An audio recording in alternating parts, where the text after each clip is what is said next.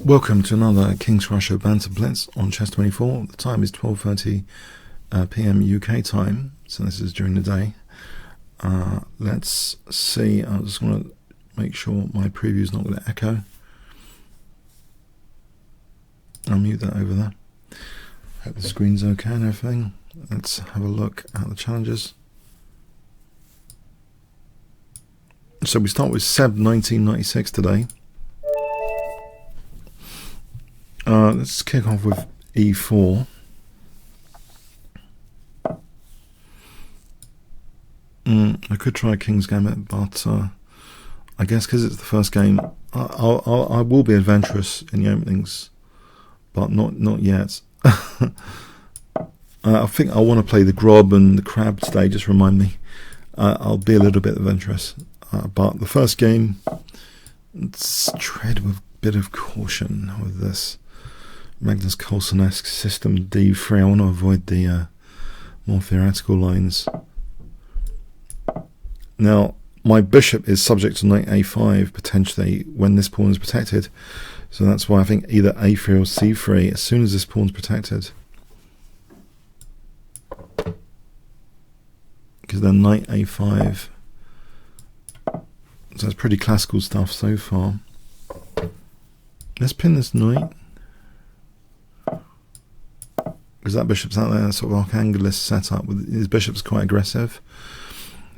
The pin can be annoying. G5. I don't know about the knight sec. It might be tempting, but I think there's things like King G7, and F4 is delayed because of this pin. So basically, I'm not sure. Let's have a look. My bishop might be a prisoner now. On takes G5, bishop G3.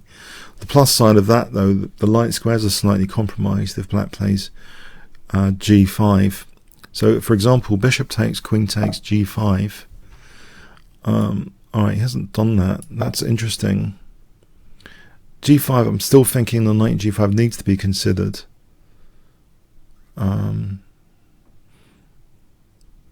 You can imagine, though, King G7, Rook H8. I don't want to be too controversial in the first game, because I think King G7, Rook H8. I'm not really convinced with this pawn pinned. Let's see if I can exploit the light squares a bit. D4 as a pawn sack is interesting to consider as well, just from the view of forcing moves, but I don't think it does anything. Right, let's put the bishop here. I'm hoping these light squares. I think knight takes e5 there was something. Okay, d4 here. Or bishop c2, maybe just bishop c2. I don't think taking the knight, because g takes, I don't think that looks exceptionally good, but then on the other hand, g4 looks dangerous. I'm going to go with bishop c2 for a moment. G4 does look dangerous. Alright, I'm going to try and get my knight to f5. So knight f1 to e3. Well, maybe d5 as well. Actually, the other point is of knight f1 that d4 becomes possible. Now, d4 might be useful.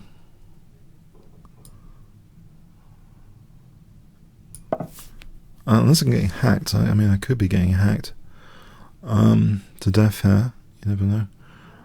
But at least I've unpinned the pawn. Okay, can I try and neutralize this bishop before this sort of sack happens on h3? Because the other knight ready to plunge into f4 doesn't bode well. I think if I can play knight f5, I'm improving my king safety somewhat. Because then h3 is not such a liability, I would hope. And if he took, I'm extending the scope of this bishop. I'm wondering also king h1 with the idea of g3, but then knight takes h3, and even if king g2, then there's knight f4 check again, which looks dangerous. I'm thinking this is good defensively anyway, knight f5 here with that bishop there. d5 might be tempting, or just taking here and then knight f5. That does give the h file though. Do I want another attacking stuff? It gives the g5 though, so maybe I'm going to take the risk. g5 is slightly compromised. He doesn't really want to take here, surely, because knight takes g5 after. Well, knight takes g5. Actually, I'm protecting h3, which means takes and g3 is better than before. Yeah, I will do that because I'm holding h3 here. In which case, if the knight moves, then queen h5, pouncing the queen h5, threatening queen h7.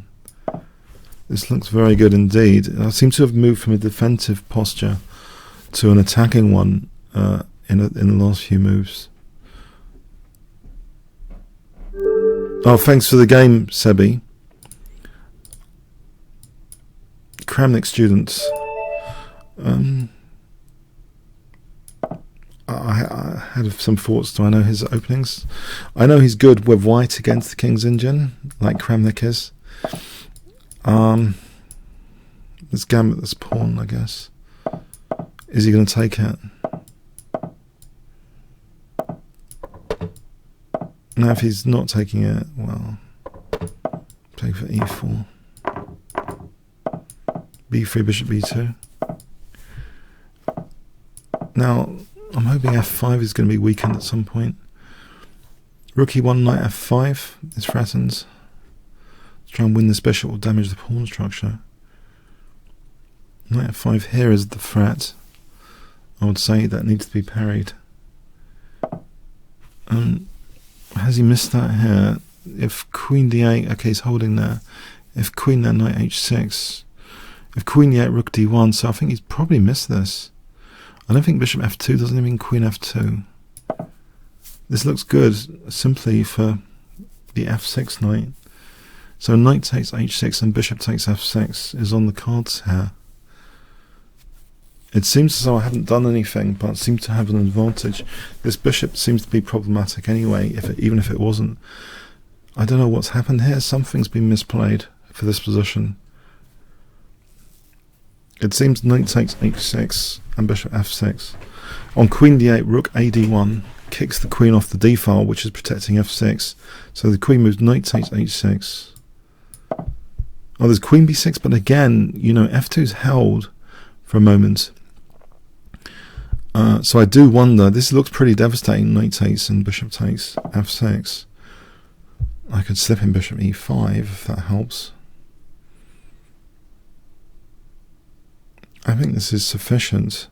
Bishop f6 instead, I mean, why not just knight takes h6? Or is there king h8? Am I in trouble? King h8? He's not really threatening anything on king h8. If he takes, then there's bishop takes f6.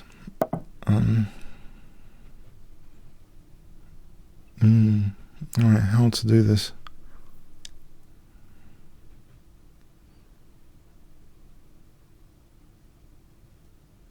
Rook e5 takes, rook h5, king g7.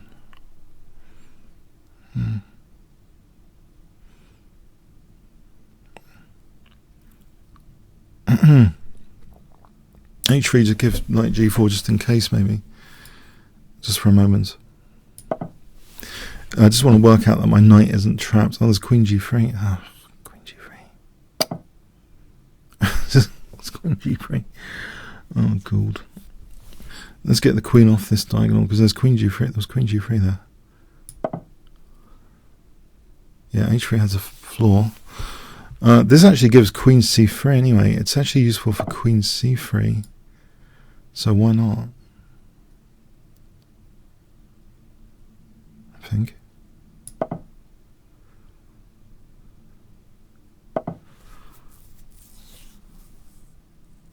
There's a knight g4.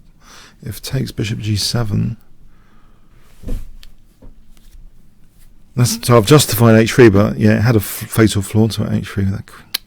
Yeah, but it's actually providing good support now for this knight g4. And so it's worked out well, but maybe shouldn't have, the h3 move. That's the sort of chaos in Blitz. That happens. Okay, I'm winning a second pawn here.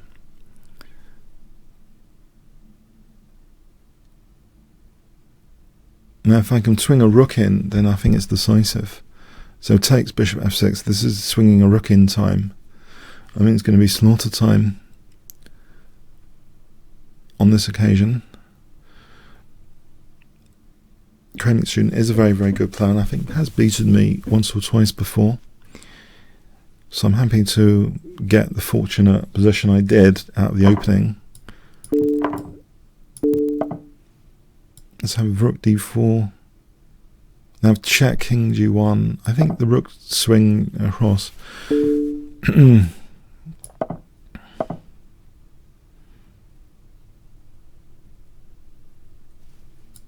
Rook g7. Thank you, Kramnik student. I was fortunate, basically, out of the opening. Harry. Okay, Harry. Harry the H-pawn, as Simon Williams has sometimes mentioned. Simon Williams and me share, fortunately or unfortunately, the same playing style, but he's obviously a GM. But I have beaten him a few times on some other sites, on 5-minute. But we have the same playing style. I adore his opening repertoire, actually, and his style of play. I totally adore it, that sort of attacking spirit. And he talks about Harry the H-pawn quite a bit. It's quite funny to name pawns. Like H-pawn for Harry, and I don't know, A-pawn, was it Albert? Does anyone know? Albert? B for Bertie? I don't know anyway. I don't know all the names of the pawns, but H for Harry. Okay, is he around? Hi there, your move.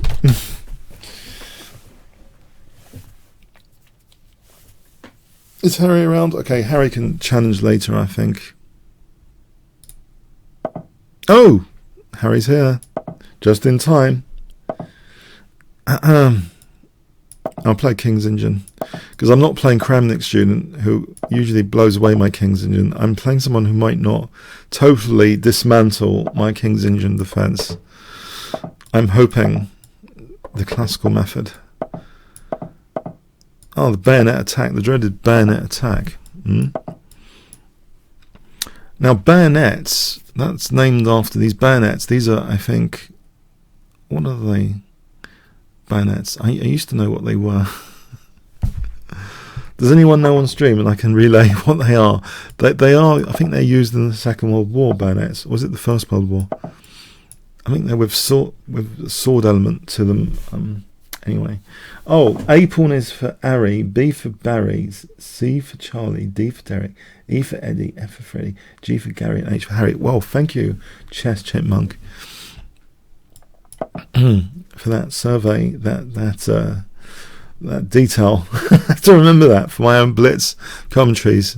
All this. Anyway, so yeah.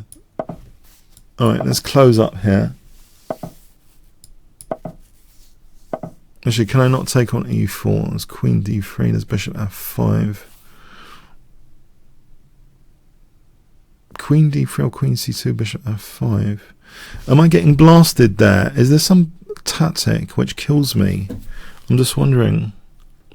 Knight takes f4? I don't know. I'm going to risk it.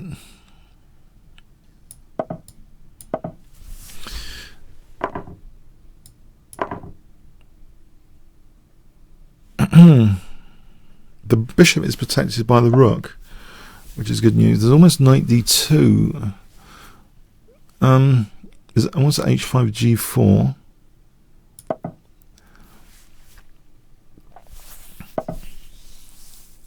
I think I'll take for e4 here. Mind you, it's pinned, so g4 it is. Let's try and squeeze over here. Although I should be worried about two rooks coming to c7 soon.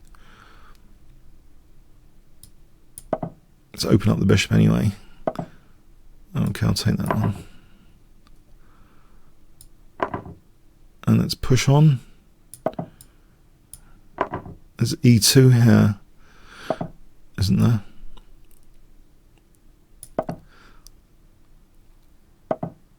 Well, I can just take my bishop c2 check. Or maybe bishop d3 stronger. Bishop c2. Let's calculate this then till mate, as Igor Smirnov would say. Bishop c2, king g1. Oh, there's bishop d3 and queen e3. I just need to interruption tactic here. Bishop d3 interrupting. King moves, queen takes e3. Thanks for the game, Harry. Now, Aldisto, who basically won on the board last week, and I grovelled to draw on time, which some YouTube control freak decided to have a go at me about that. I did feel a little bit bad at the time, but I thought the whole session as a whole, the 2 hours last week, was pretty good fun. But I still gave me that fear. I mean, I think I was better before I blundered. Let's hope I don't have to resort to a time grovel draw. It was a bit naughty of me, I must admit. So will it be a time grovel draw? Can I actually win on the position this week?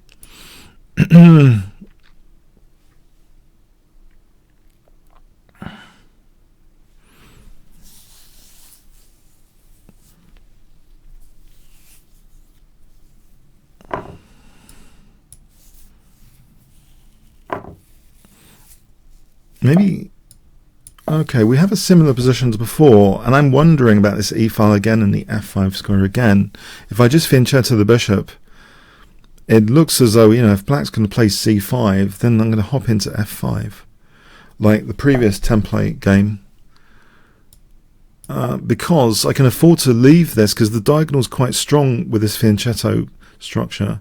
So if I can afford to play knight d4, then this is serious stuff. Bishop b2, rook e1 with knight f5. That's serious concern.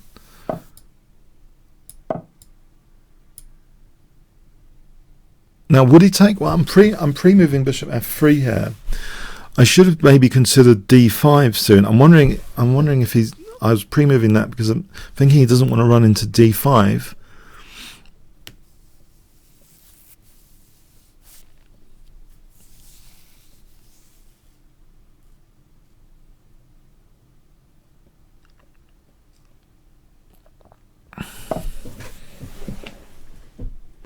I could double the pawns, but I don't know if that does anything. If I lose my bishop, it's a lovely bishop to lose. So DC, bishop c5, I'm not sure this is convincing. I can play knight g5 threatening, bishop f6 and queen h7, and h6, bishop f6, if hg, bishop g5. I'm more tempted to do that in that position. So DC, bishop c5, knight g5. How does black respond? There's no g6 because of bishop f6. How does black respond? Bishop g2, bishop f6. I'm wondering how black responds. So I'm going to play this cheap move. I don't know how black responds. The threat is simply bishop f6 and queen h7, which I did win on Thursday in some Blitz tournament somewhere else with this tactic, which had been hysterics after. I know, I couldn't help it. I'd lost to about 3 engine abusers by that time in this online tournament on somewhere else, and I was actually in hysterics and actually beating someone higher rated than any of the people I'd lost to. And I saw they were engine abusers because I had these rating refunds during the tournament, free rating refunds. I eventually won this tournament with a 24-40 performance. I was very happy, but I was in hysterics with this one game where I had bishop f6 and queen h7. But you know, it's not that easy. I don't see how black actually parries this bishop f6 and queen h7. How does black actually parry this? I'm threatening mate now. Yeah, isn't he just losing a pawn? Unless I've run into a tactic. There is a loose piece here on g5. So before I commit to this, let's check. Takes, takes, takes. Is there a tactic? I don't see it. I don't see how I'm losing the bishop. If I can't see how I'm losing the bishop, I'm going to take this.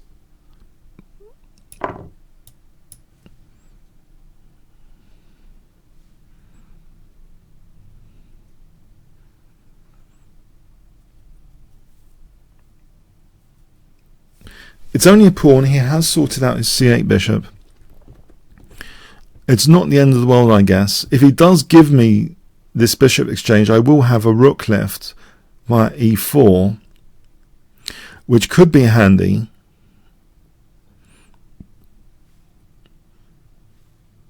Let's see, bishop takes g2, king takes g2. There is a loose piece. I don't think bishop f2 is working. Queen takes f2. I know I've got a loose piece liability, and it's something to be avoided in Blitz. Loose piece liabilities, because they do tend to drop off. There was John Nunn's quotation, you know, loose pieces tend to drop off.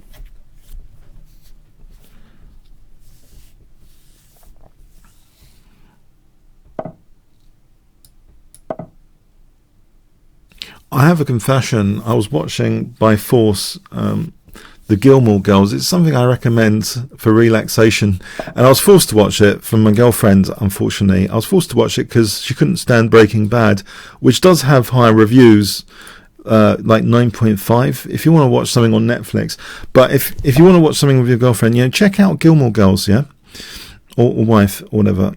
Gilmore Girls is not too bad. So bishop takes. On that note, bishop takes rook e5. Queen d4, rook a d1, rook a e1. Hang on, rook a e1. Do I actually need to do that? What I'm concerned with, there is a concern here. This d file or queen f3. There's a few concerns here that my pawn is not worth too much. Okay, I'm going to defend my second rank. I don't think my pawn's worth much. Yeah, it's not worth much. Not for the foreseeable future.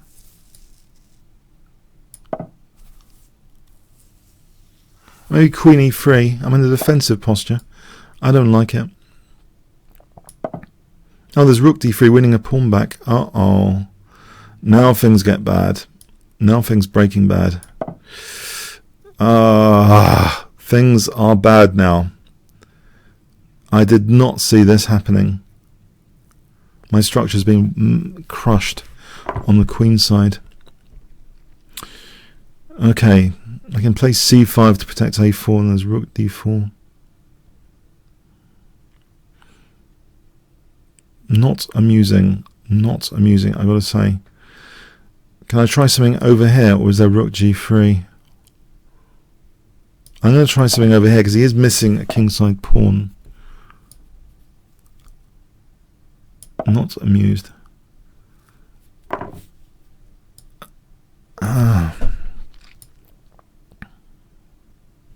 Take on a5.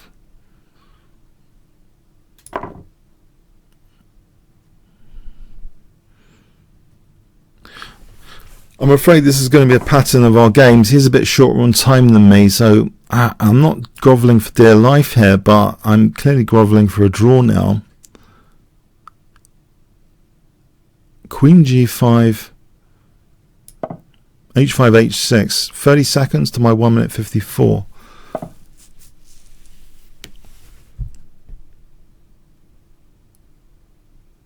And if I play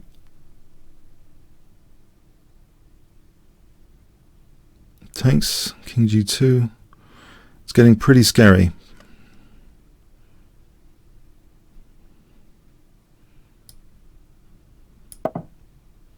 He's got rook d1 coming.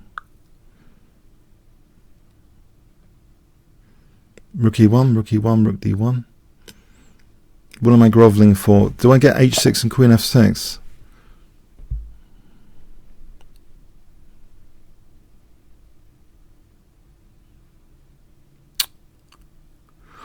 Nope, didn't see that move either. So h5 is dropping, huh? There's not even a check on e8. Queen e3, queen f4. Oh, crikey. Okay,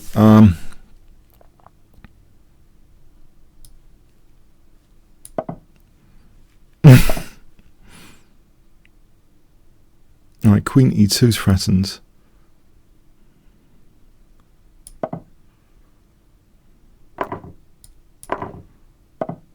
There's a check here. Can Can I use that pin or not really?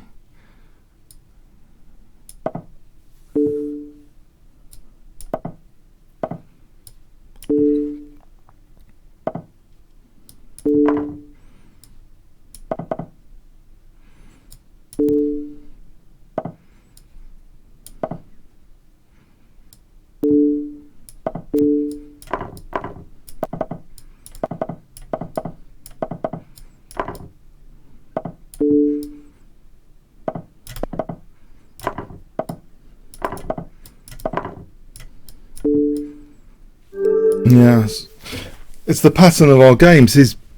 Yeah, I think on a higher time control, I'm going to be in serious trouble against all this. Though he's saying everything, but he's a bit slow with it sometimes. So I'm just taking what I can get from the game. Well played, well played, well played. Which is time pressure, but it is Blitz. It is Blitz. Okay, very good, very good. On the run again. I was on the run. Okay, yeah, I didn't see my queen side being dismantled. That was brilliant. To get b3, weakened a4 and c4 was brilliant.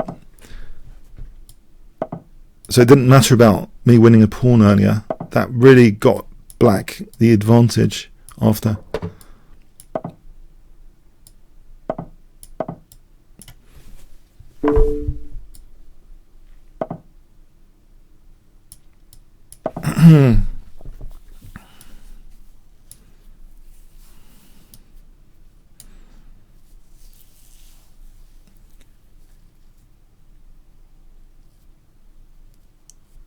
Slightly, is it a slight liability this knight? I know it's aggressive, and Tartko has got this famous quotation: "Knight on e5 or e4, the attack will play itself." He said, I believe. Now, I have got the bishop pair, and I'm wondering if knight e1 and f3 is any good, or do I get mated or something? If I play knight e1 for f3, it's he can take here if he wants.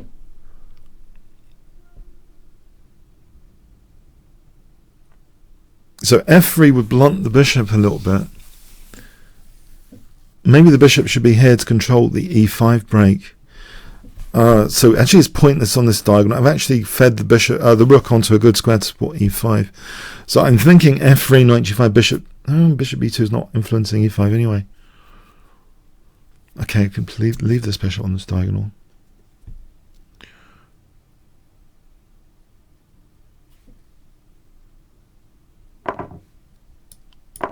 Well, let's see. What am I doing with these bishops then? Well, this one in particular, there's no counterpart bishop. But I don't know what I'm doing with it. He could be helping me with this. You never know, because this diagonal could liven up. Say, bishop b2, ready for that diagonal. ed gives a frontal attack against the e4 later. Immediate rook c8, if c4, queen d4 is very unpleasant. So maybe cd's structurally sounder. Yeah.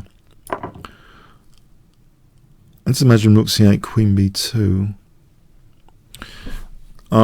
Nice control of e4, gotta say. Okay, so queen b2 here. Just getting out of the way from a f3, knight c3, bishop b4. There's always knight d5, bishop d2. That might be a good thing for e4 later. Well, the d4's... So f3, knight c3, bishop b4, knight d5, hitting a3, bishop d2 might be okay for me. These bishops have... Okay, I'll block this diagonal as well, not just protecting g2 with queen, knight, also barricading. So knight c3, bishop b4 actually wins that knight nearly. There's queen c6, rook c1, that's a nasty pin. So knight, let's imagine knight g5. Oh. a4 was hanging. But so bishop b4 is the move here, I believe. It ticks that box, it protects a4. There's no killer check or anything, is there?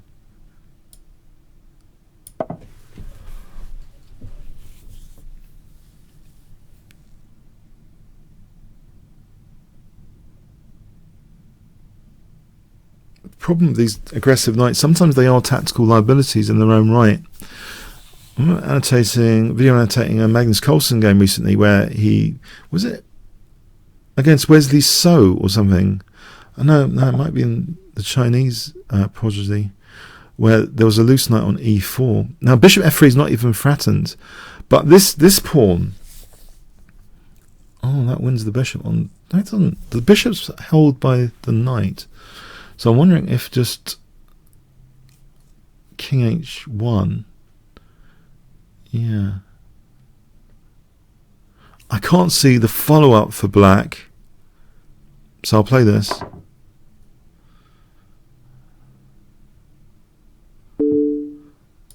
King h1.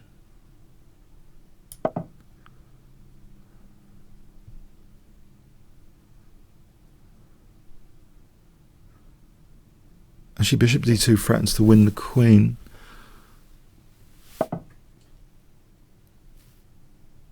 Play bishop d2 anyway.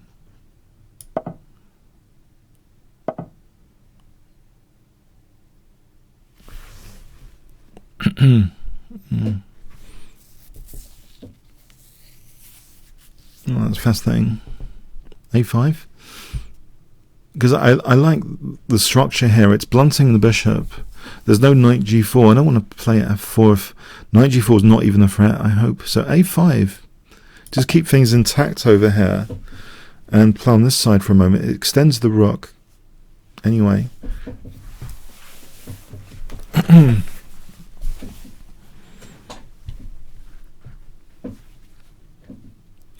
Yeah, I think defensively it's okay against this bishop. And as long as there's no knight g4, the rooks are not swinging.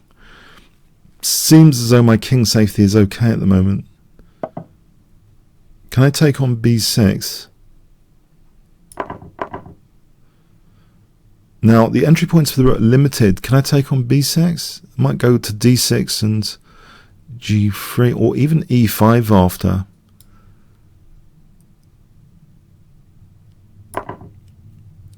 So rook, okay. Definitely not g4 because there's queen g4.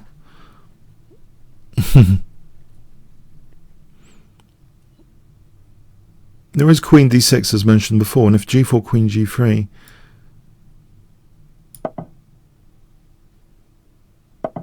Right, so queen g3, the queen helps the defense. Now, fg hits the knight with the rook. Knight g4. h3. What does bishop e2 there?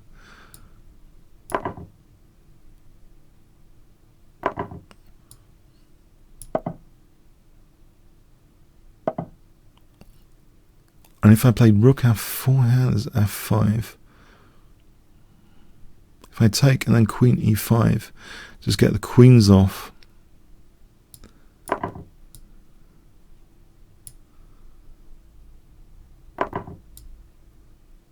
Because g2 is not hanging yet.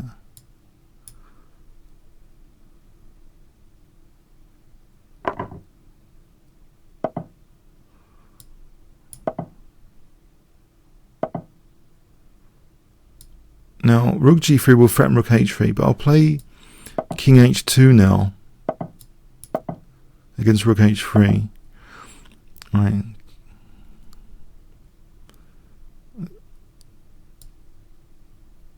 I think this rook. Try and keep abreast on the clock.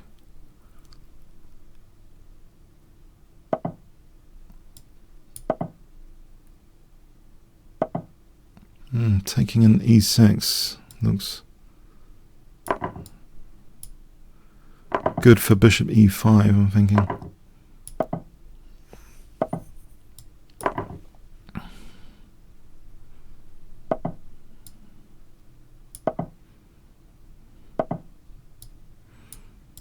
Protect both pieces. Knight f3.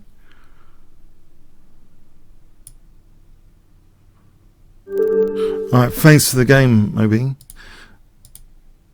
Got a bit scary over there. Oh.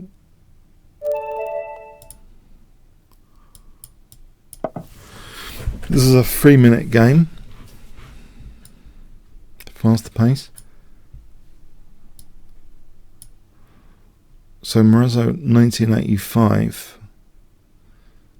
If it was 1984, it would be George Orwell, wouldn't it? 1984. Has anyone read that on stream?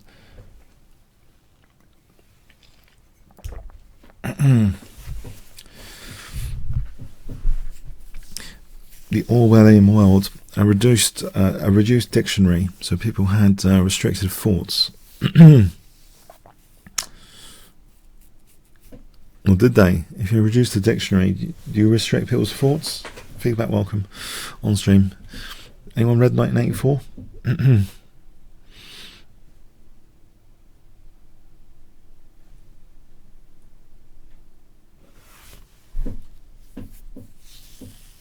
So Morozzo 1985. Now, that looks like a minion from Despicable Me, the avatar. I could try and zoom it. Is it a minion reading a book? Now, Despicable Me and Despicable Me 2 are arguably two of the greatest cartoons ever, animated films ever. I recommend you watch them. They're not just kids' films. I think they have very good moral values associated with them. So Despicable Me and Despicable Me 2, yes, highly recommended. Check out the Minions, they're funny. Okay, am I going to have to abort this?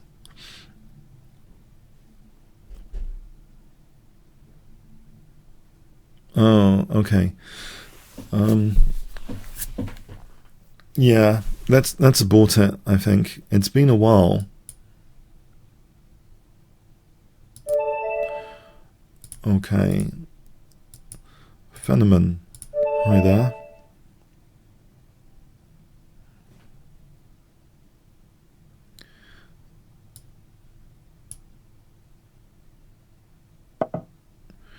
I fancy a French defense sometimes. I can't help it. I'm sorry. The exchange variation, I used to add spice to it by this weird fianchetto. I'm hoping it will add spice here. Swap off these light square bishops, try and weaken the key light squares like e4 and c4. And the usual plan is Tartiko's knight on e4 plan. You stick a knight on e4 and the attack plays itself according to Tartiko, right? Just unpin here. You stick a knight on e4, f5, g5, g4 after.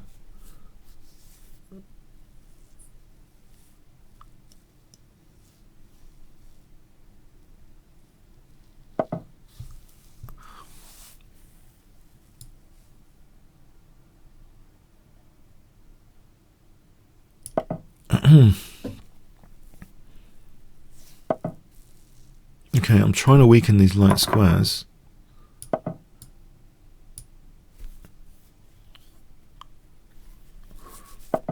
That's the only thing I'm doing at the moment. I don't enjoy usually playing that much against the exchange French. Keep that top secret, please. That in the London system, I think these secrets are used against me. The frequency of London system games has increased this year. No, I think the exchange French has always been a favourite for many players, avoiding many of the tortures that the French defence offers. I've got Tartiko's knight on e4 now, so the attack should play itself, right? I weaken those light squares in advance. So does the attack play itself? King h7, g5.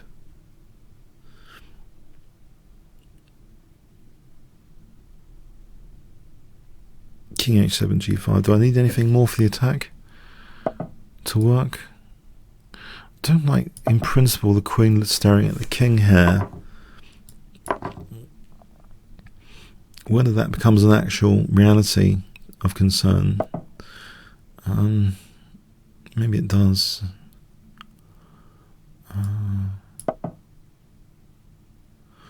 If I play rook e7, rook f8, then I can double on the f file, make f2 a target.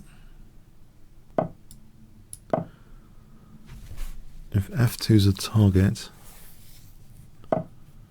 and put the knight somewhere. Now bring the knight into the attack. Knight e6.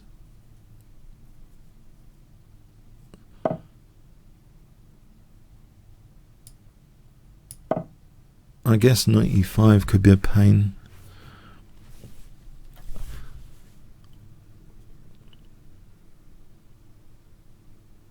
What else is going on here out of interest? Actually, couldn't I have just taken that knight? Oh. I wonder, was that knight just hanging on g4? Let me see. Was the knight hanging on g4? I believe, you know, it might have been hanging on g4, and I didn't take it. Yes. Interesting. Okay. Okay, what is my next amazing move? Okay, for this game. I'm pretty sure the knight was hanging. Alright. Missed opportunity, which would have ended the game. Anyway.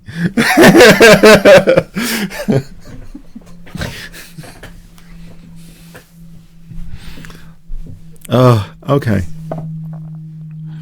Knight f4 is possible here for queen g4.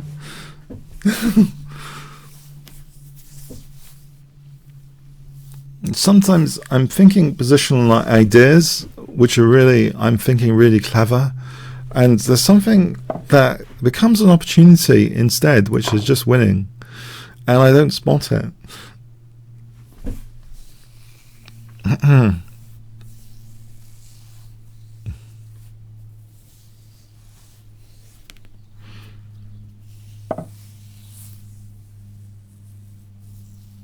There's rook takes f2. I've spotted this tactic, because if takes, I take the queen, right? So rook takes f2. I'm trying to redeem myself tactically. If I could find... Actually, that doesn't redeem myself tactically, because, in fact, there's a mate in 2 here with queen h3 and queen g2, which I've noticed as well. Thanks for the game, Phenomen.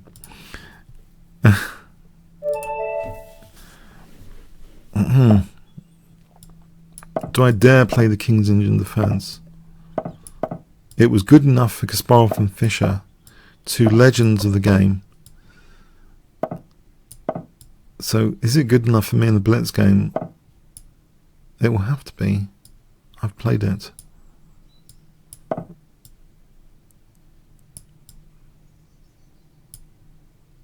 That was why I played the King's Indian, because of Kasparov and Fischer. But nowadays, the super GMs like the Grunfelds and the Slavs, I think it's all Kramnik's fault, basically. I blame Kramnik for everything that has gone wrong in chess. Yeah, Kramnik. It's all Kramnik's fault. You know, there used to be the era of the King's Indian. No, I'm just kidding. No, Kramnik's really good. I'm just kidding. Just kidding around.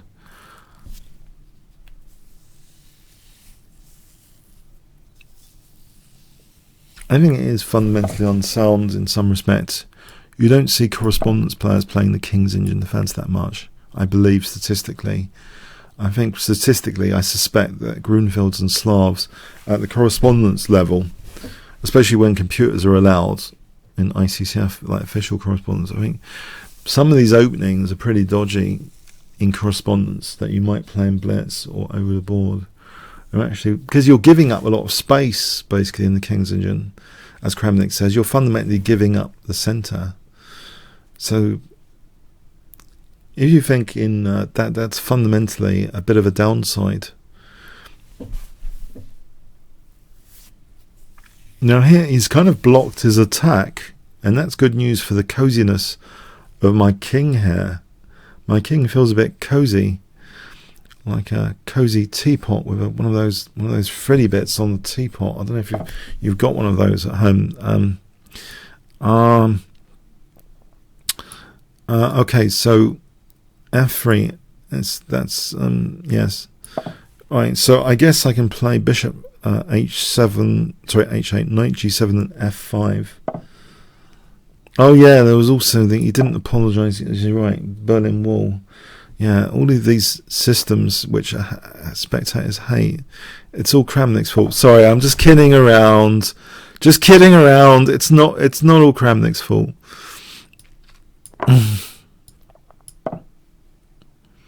A lot of it is Kramnik's fault, though. No, seriously, a lot of it is Kramnik's fault. I've got a terrible bishop on f6 here. I'm being murdered, aren't I, positionally?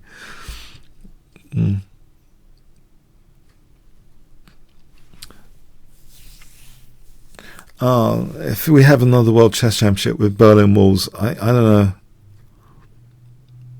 I'm going to have to get a joke book. If I'm doing commentary, I'll get a joke book and just read out jokes from it instead of following the game. Yeah. Okay, so, okay, knight e4, knight g7. That's if the organisers in 2 years' time don't try and make it top secret World Chess Championship where no one can even have the moves. Assuming they don't want to make it like top secret, yeah, because there's so much excitement in the World Chess Championship games generally. Not. So anyway, I'm getting done over here. Yeah, I'm still getting done over here, it seems. But let's try and not lose the bishop. Knight d7.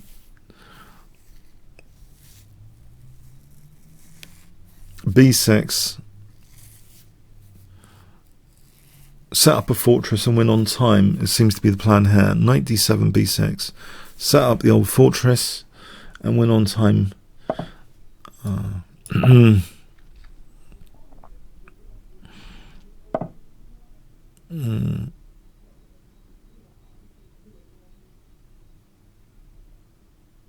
I think I want to get rid of his. I'm worried about f6 mating me on h7 actually.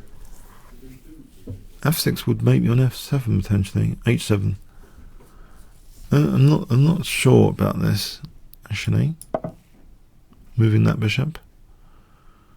Is my king safety guaranteed on f6? Knight f6, knight f6, bishop f6, bishop moves with queen d3 in mind. How on earth would I stop queen h7 mate? That's an intriguing mystery there. Yeah. This diagonal is potentially lethal. Lethal weapon. This diagonal.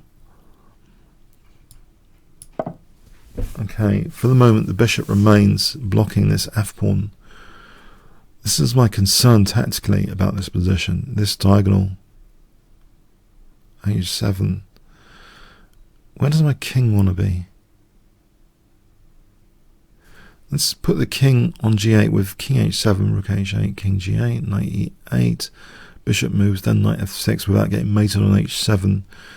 Could be the plan for the next few moves. In the meantime, let's take here, take here. No, this has changed things big time.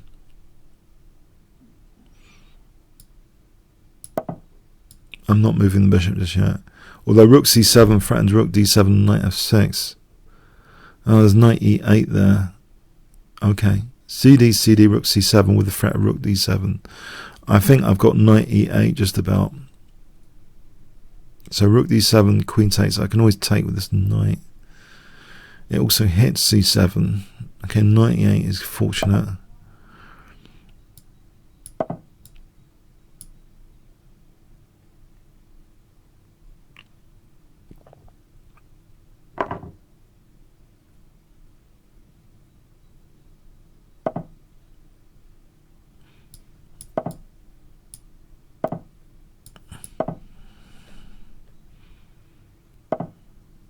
He's getting ready to make me on h7, clearly.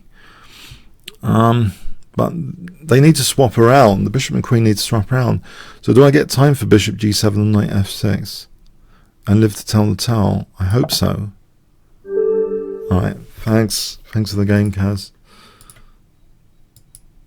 Azul missed. Okay. Let's try an Alekhine defense for a bit of variety. Provocation. Now it was used by Fischer in the 1972 match with a successful game, at least one successful game. And there's a player called Tom Villiers at Muswell Hill Chess Club who's having a phenomenal season. He's over 200 already, but he's having and he plays the Alekhine defense. So, in tribute to Tom, I'm playing the Alekhine defense here.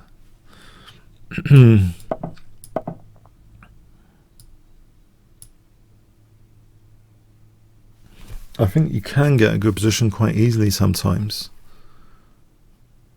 in the Alekhine defense.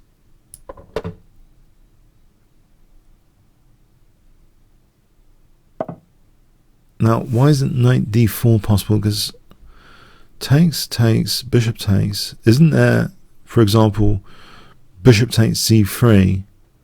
And if takes, I don't think that's too dangerous. So why can't I take this? I'm wondering.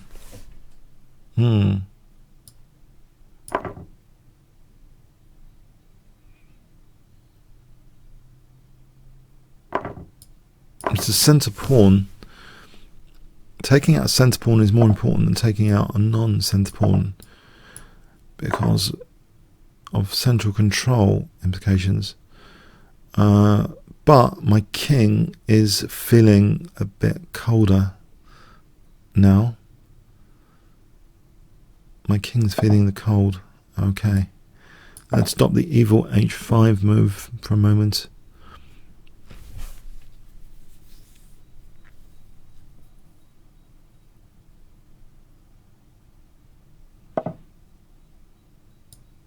I think I can hear bird mating calls outside today. So d5, knight g5, e5 for e4.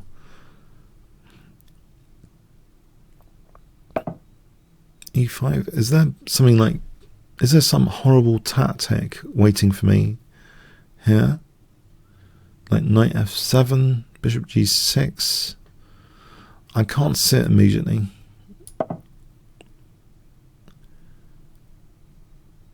This diagonal is a bit scary, this check diagonal. So e4, queen c3, there's d4. Can I play e4 and live to tell the tale? Check d4.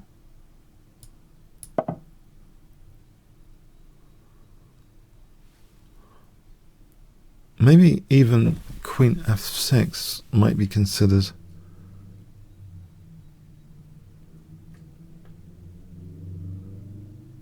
Oh, that loses the exchange to knight h7 check.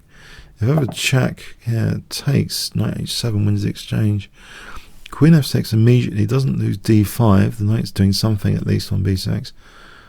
But it runs into f3, peeling open that f file. Yeah. f5. Queen c3, d4. Or even queen f6 there. Because if it takes, there's rook f6. So f5 looks promising.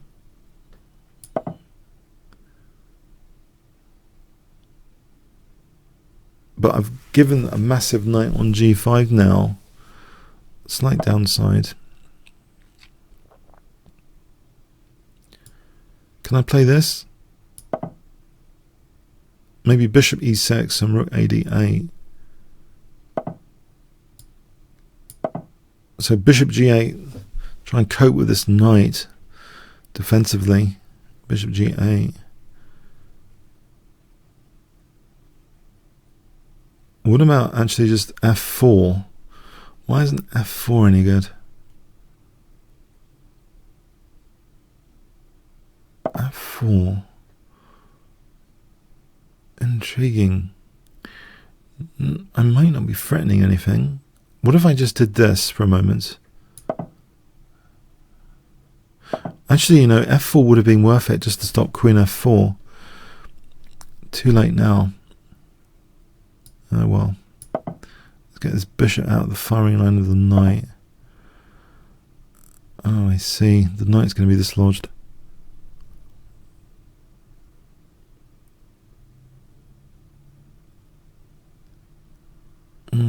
D4, knight d5, queen e5. I take knight f4. What about just knight c4 instead? He takes. I get the d3 square. Take. Yeah, knight c4. There's a check there. Oh, crikey, that's nearly winning, that check. Oh, crikey, this check. That was bishop f7, but even so, shouldn't have allowed that.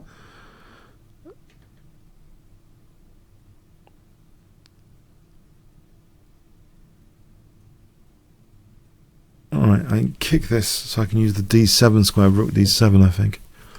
So a6, bishop moves, rook d7, rook f d8. Yeah.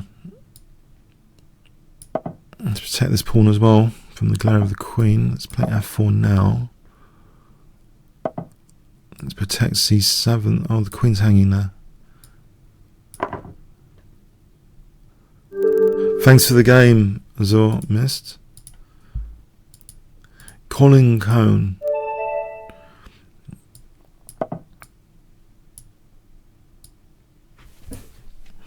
I did say I'd play some funny openings today. I haven't played that many funny openings apart from the King's Engine, which is not that funny. Sorry, I'll try and play a funny opening if you want. Just say.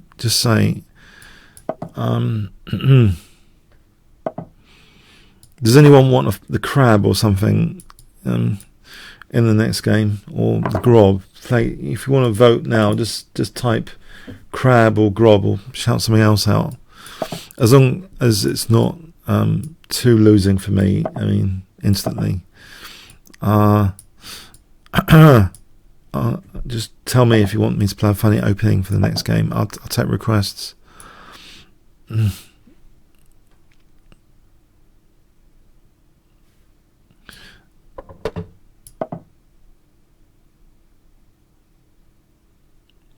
going to do a Greek gift soon with h4, bishop h7, knight g5 in this position, because I can't help it. It's genetics. It's my genetic makeup to play stuff like this. It's, you know, bishop. It's Greek anyway. It's Greek, literally Greek, isn't it? It's the Greek gift. I'm Greek. It's in my genetic makeup. I'm half Greek. I'm not just half Greek. Sorry. Both my parents are from Cyprus. I'm Greek. I'm Greek origin. Yeah. So Greek gift for Greek origin. Yeah.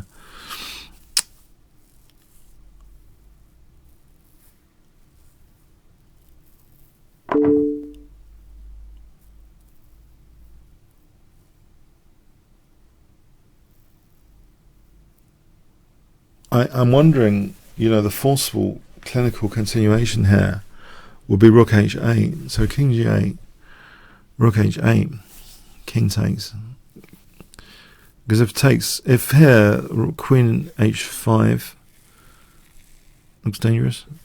Oh, mind you, there's g6. Oh, check. Queen g6 is mating. So rook h8, queen h5, g6. There's not too many defensive ideas in that position. Like knight f6, I think I just take, and if takes, check, and then mate. So, you know, the clinical one seems to be rook h8. And I was trying to get one of my students, I did a coaching lesson before the session, trying to find all these clinical continuations where, like, the move, one of them was in the puzzles was rook h8. So in tribute to that, I'll play this, and hoping it doesn't lose, basically.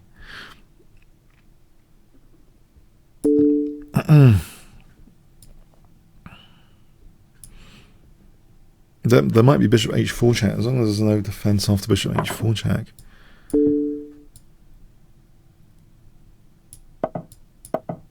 So I'm hoping knight f6, I just take, and if rook f6 check, and mate with queen h8. Bishop h4, king f1.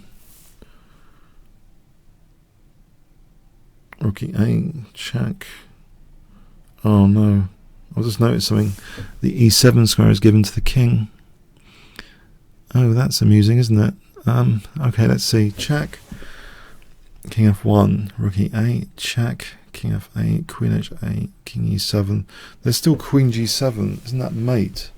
Because black's pieces seem to be conspiring against their own king to not give any escape squares. Alright, thanks for the game, Colin. Chess Chipmunk.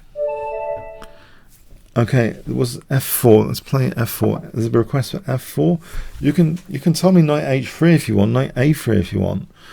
I want to make this a bit entertaining as well. If I can, without losing every single game.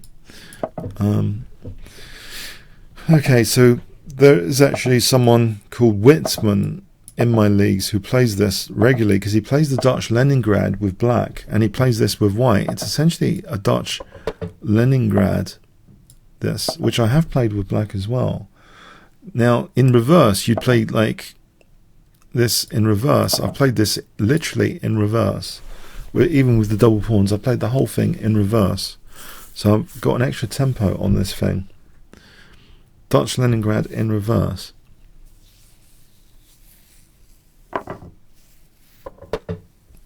I'm waiting for e5 for f5. That would be nice. Let's get the king off this diagonal. Often in reverse, you know, the moves like that.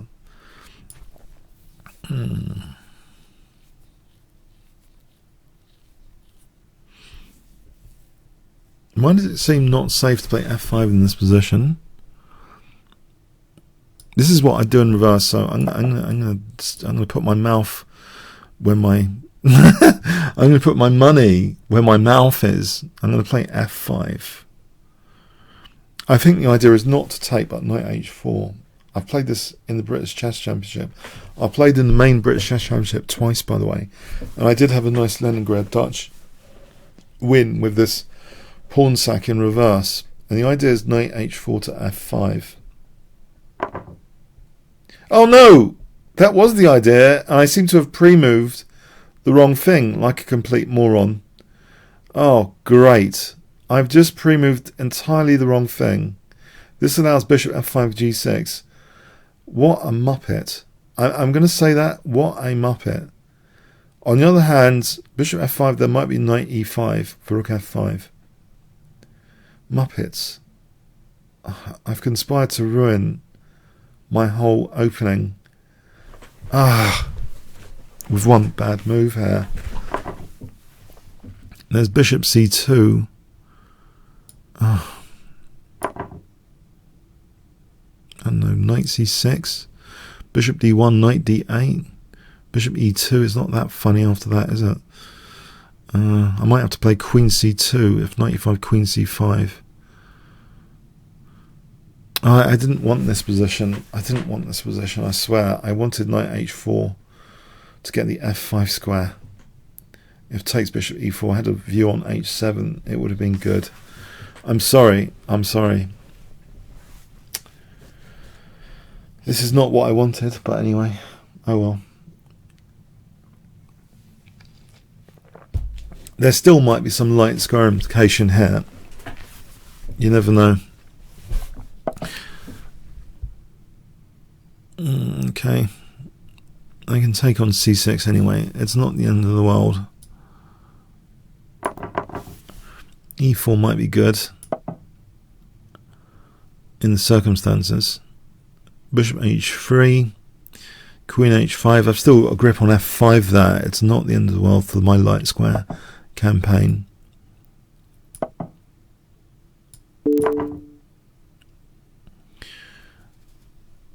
It's not what I wanted, though. Maybe there's rook f4, bishop d2, and double the rooks. It's still coordinated on f7. Let's not be totally miserable about it. There's still the option of rook h4. I have fragmented the pawns. There is double pawns over here. There's reasons to be cheerful. Bishop d2, rook a f1. For example, get some coordination on f7. I can also consider queen takes c5 immediately to nick a pawn.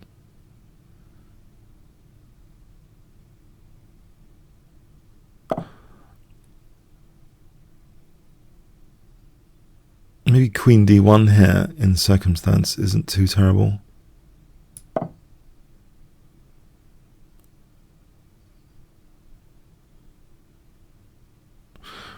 b3, queen c3, bishop d2. There was an early YouTuber, Grandmaster, who specialized in this. He called it the polar bear. What was his name? Anyone know, for 500 points? Who was that YouTuber who played the polar bear? And he won against Super GMs in the Iceland Open as well later.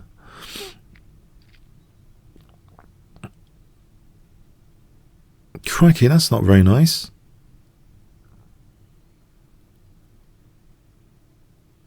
Rook e2 check. King h3. It's not what I wanted. I gotta say, what is this?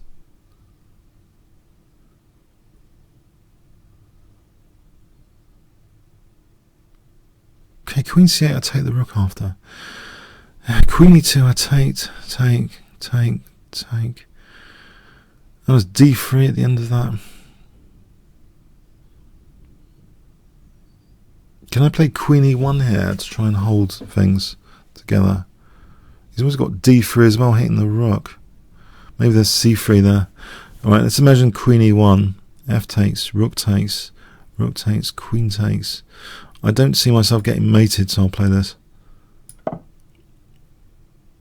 On d3, I think there's c3. So f takes, rook takes. Who was that guy on YouTube that used to, this GM that used to play the polar bear? That's the quiz question. Alright, I'll sack the exchange to try and get things under control here.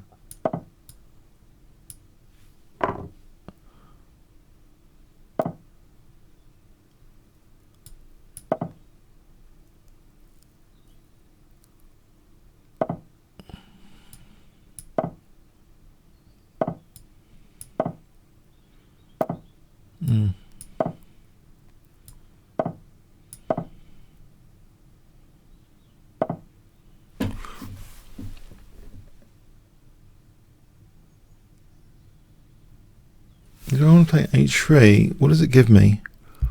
Does h3 give me anything? Henrik Danielson, yes, 500 points. So as I missed. h3, does it give me anything? Or do I just take? I think h3.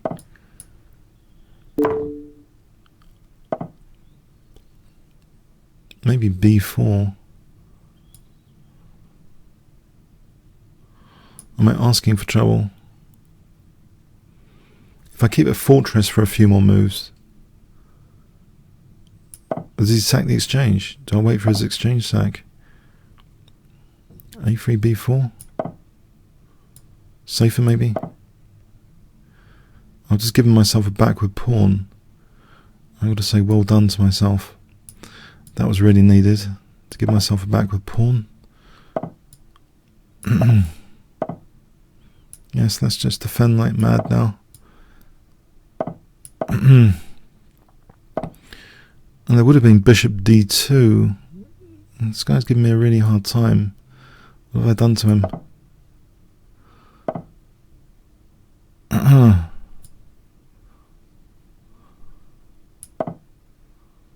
there's d3 here. Oh my god.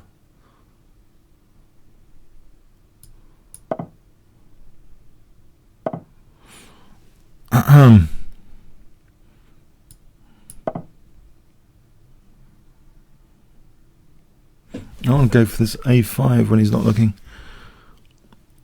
With bishop d2. To do that, there's going to be some achievement.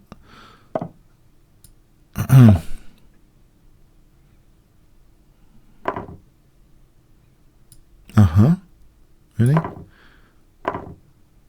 Oh, crikey.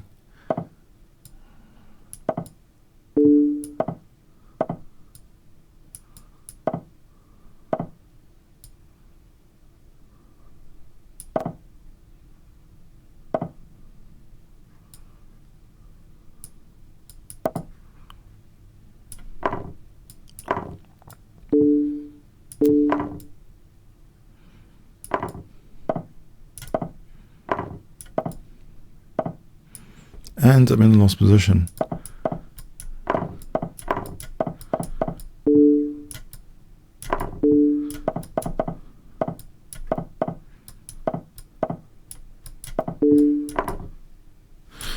Okay, yeah, well played, Chess Chipmunk. What did I do to you?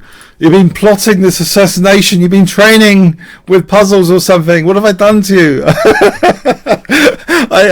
You ruined my Alekhine and Dutch. That was a tragedy. I already had one tragedy about this, which I want to emphasise. Right, you know, I would have had good memories for my British Championship win here if I just played Knight H4.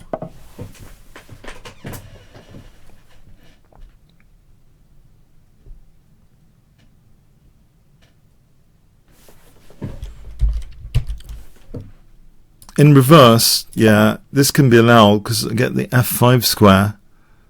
No, this doesn't look right, actually, because H4, this doesn't look right either. F4 looks... Why does this look much stronger in reverse? There should be a tempo up. I don't know, it doesn't look right either. Oh, crikey. Oh, well. Well played. Okay. Don G.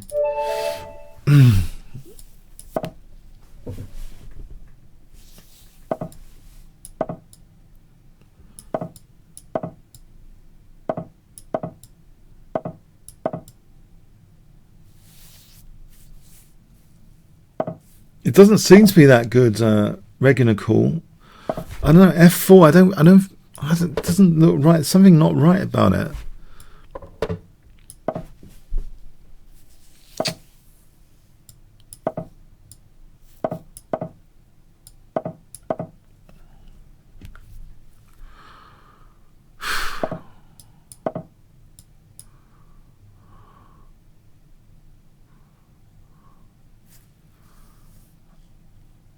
E-takes was the best move. I'm starting to think it was. Let's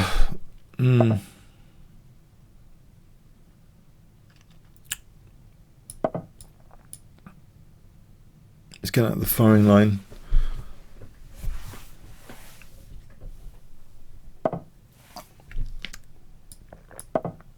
So have any of you seen the Gilmore Girls? Admit it. Have any of you seen the Gilmore Girls? Huh? On Netflix. It's a good series. It's got an 8. It's got an over 8 rating on IMDb, so it must be good. Yeah. I know Breaking Bad's 9.5 though.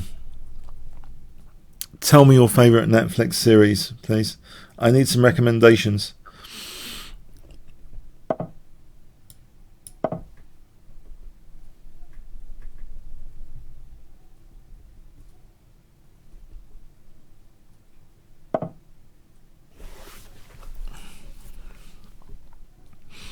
Can I exchange off this bishop? Queen d2, bishop e4. This is a theme, isn't it? To get rid of the dark square bishop.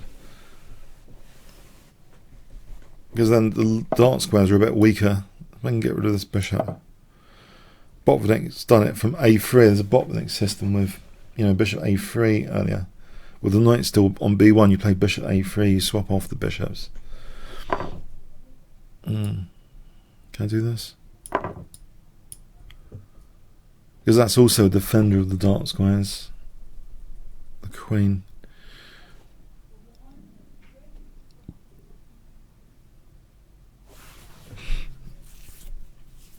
No Netflix recommendations? No one has Netflix? You're all playing chess during the week, are you? Oh, well.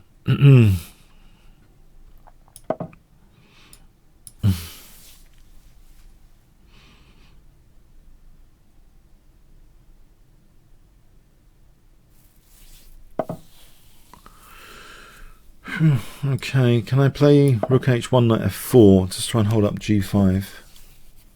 I'm going to try and pin this down a bit.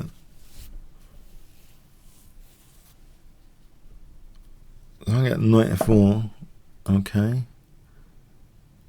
There's g5. There is still g5 there.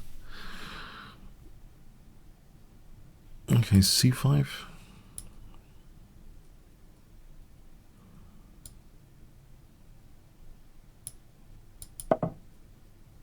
I think Sparf has sometimes played b4, b5 and just... Well, there's a minority attack here, isn't there? a4, rook b1, double, b5. I think I've seen Kasparov play like that against Nigel Short in one of the big tournaments of the past. Not Tilburg. Tilburg was dominated by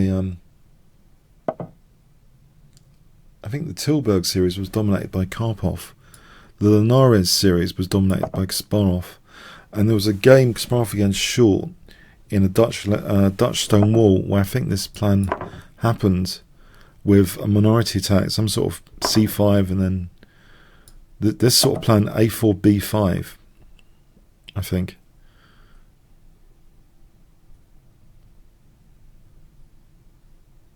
I think it's a pretty logical plan.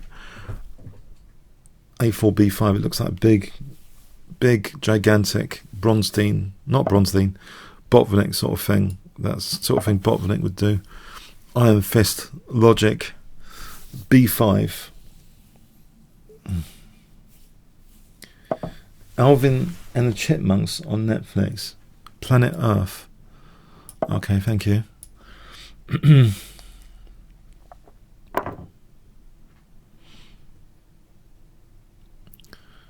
This is a Botvinnik game feel to it, you know, the iron logic logician, you know, he's called that because he has this iron grip on positions. Big strategic positions. But he played the Dutch stonewall and stuff himself as well, Botvinnik. Okay, so rook a7, rook b to b7. That's double rooks on the 7th rank.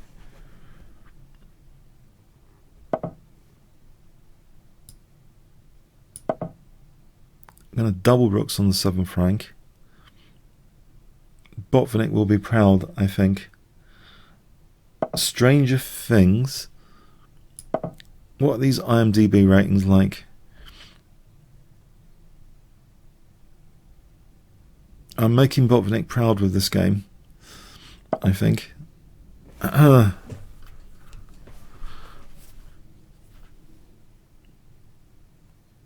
Knight b4 looks good. Knight a6, or just the torture on c6 makes it worth it. Or just knight e5. Doesn't black collapse after knight e5? Because if it takes, I take there. It's not that convincing, I suppose. Takes. Yeah, knight f7 protects against rook h8. I guess it's not that convincing. This bishop could be on a4 torturing c6, couldn't it? So let's start with c6. If e5, e3, and the thing is with bishop f1, there's always a check round here, but then he's got to sort out this 2nd rank. So I'm wondering if I have the leisure of moving the bishop to a4. Black's not exactly doing too much. Oh, well, c6 is hanging now.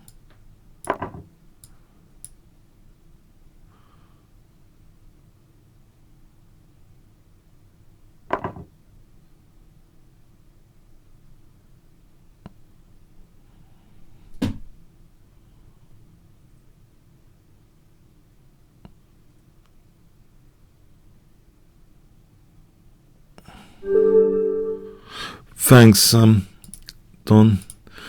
Okay, so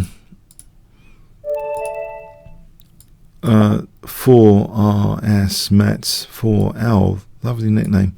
Does that mean something? Probably means something. I have no idea what.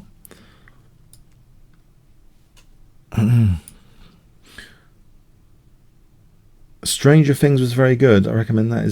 So that's a Netflix, is it? First 4 seasons of Doctor House. House of Cards. Everyone praises House of Cards, but I do not watch it. Okay, cool.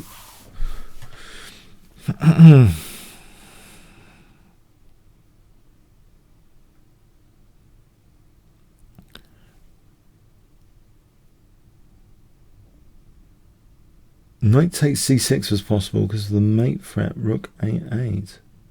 Wow. Alright, is this guy ready? Or am I going to drink some more coffee?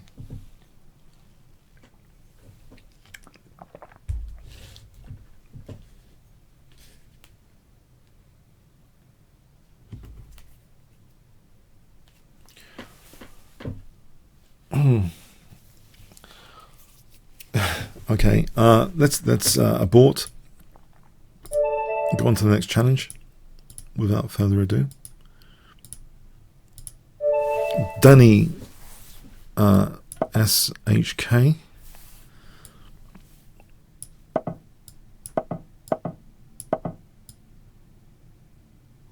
It's a bit of a gambit. I might take here. Botvinnik would be proud, I think. I think he has taken on d5 before.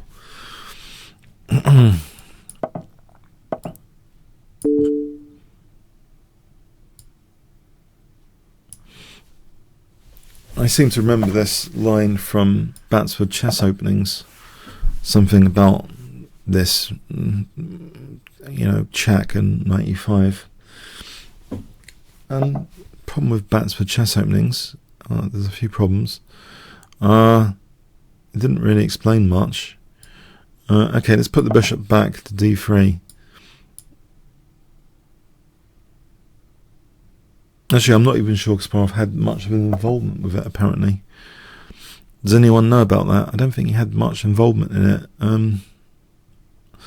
Okay, Is knight e5? What's my queen doing there? I'm a bit stuck for what to do. Should I let him take so I have this g file in case he castles?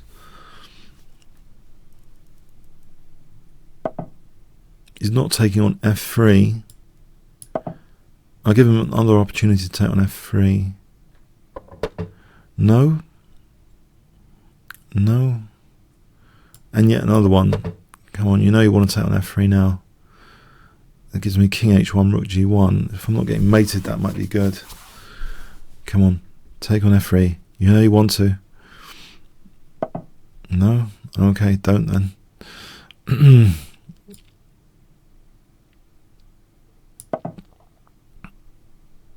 Knight b6 might be a pain. c4.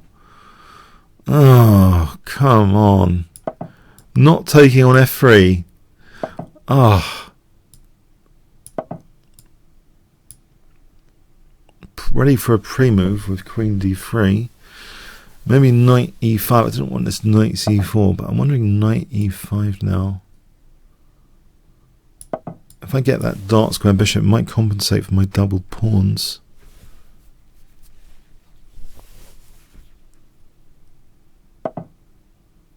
That is a hanging piece, you know, a loose piece. Is there knight d5? There's knight d5.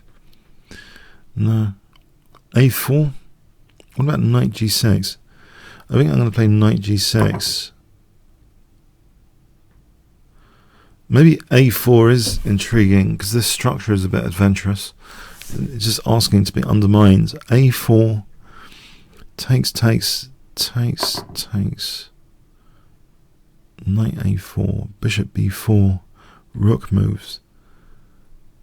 This might be some compensation with a4. a6 would be hanging anyway. a4.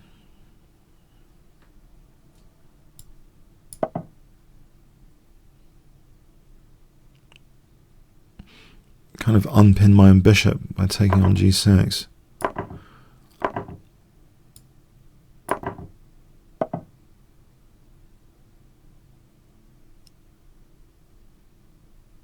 Bishop b4, rook b8, nasty pin. Queen a1, on the other hand, looks a good fit for the position. Maybe bishop b4, bishop c5 after. Don't like going into self pins if I can help it. So bishop b4, rook b8, or rook f8, bishop c5.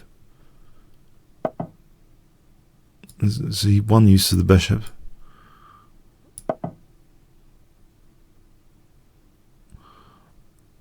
Does bishop c5 actually do anything? Intriguing. Doesn't, does it? I've got the two bishops, my opponent's got the two knights. It's one of those classics, isn't that, bishops versus knights? He's got a nice c4 knight for sure. Oh, bishop c5 does do something. It threatens bishop c4, I just noticed. It interrupts black's c4 grip. That Vulcan grip. Okay. Knight d2, there's rook fd1. Oh, there's knight b3 winning the exchange. Okay, and he spotted that. How wonderful. I might as well just take on a6 then, if that's the case, and hope my a pawn gives compensation. It is assisted by the two bishops. If I get it to a7, I think that should be okay.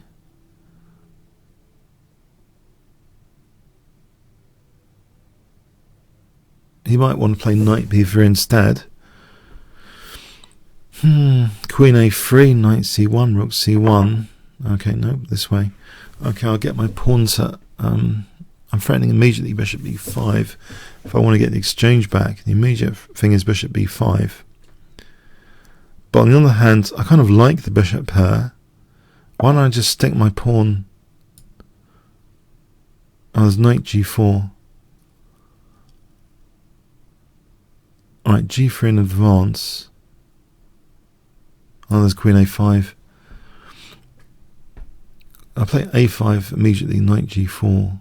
If h3, queen h2 is mate. If I play g3 there, I'm wondering e5.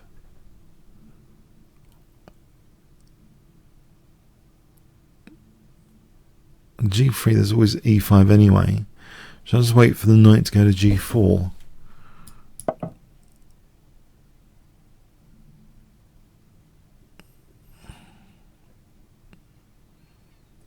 I don't think e5 is completely killing anyway. Knight g4, g3, e5. What is it doing? So I want a6, a7.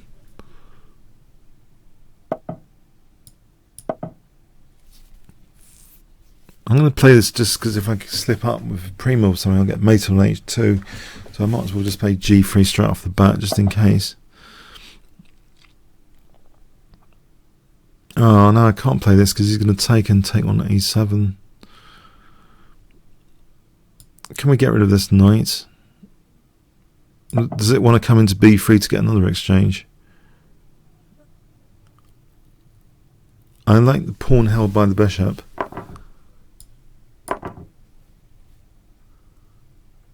Give some king air, I think, with g3. Weakening light squares, but because I like the bishop, I don't mind weakening light squares as much. I can control the c file for a moment, though, to avoid rook c8. So g3, king g2, rook c7. That sort of business. Order of business. g3, king g2. Get the king off the back row as well.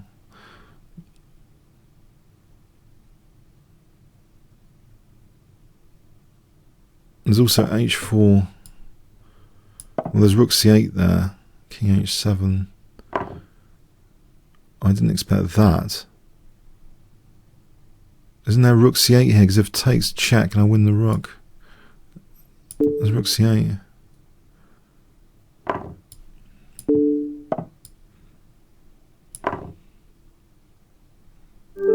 Yeah, thanks for the game, Danny. Oh, Alekhine, is this a 3-minute game? Okay,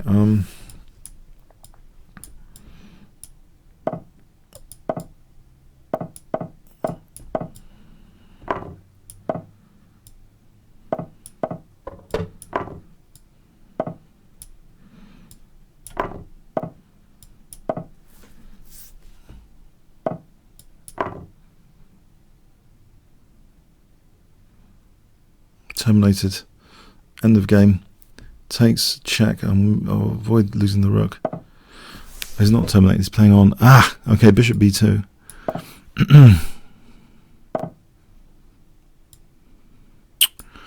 Oh, there's always another story to it, isn't there?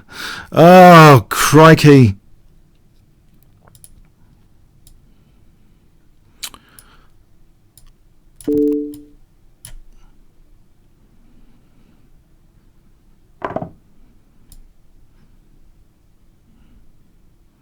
Excuse my lack of commentary. My CPU needs, my brain CPU needs 100% on a 3-minute game against this guy. To his credit.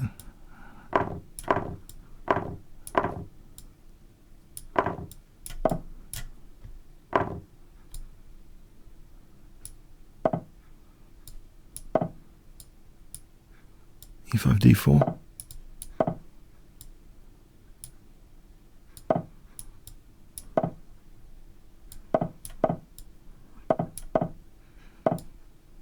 What there?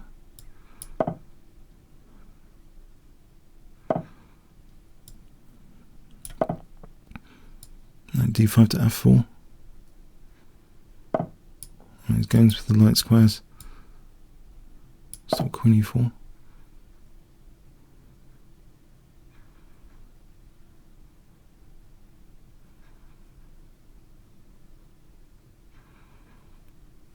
f5 knight g5 is mating me with queen h5.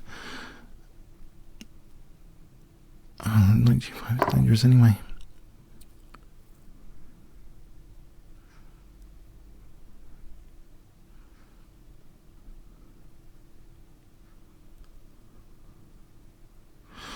Oh, crikey.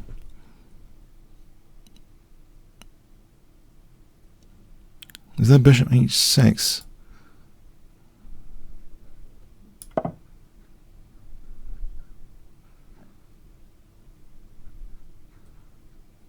Right, queen h5, king g7.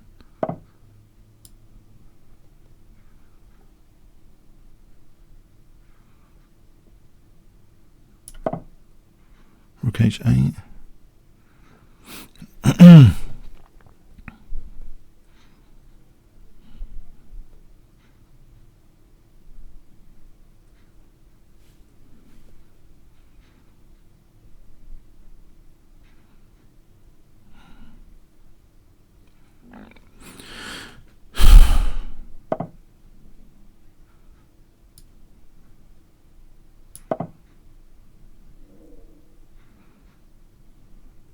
Queen f7.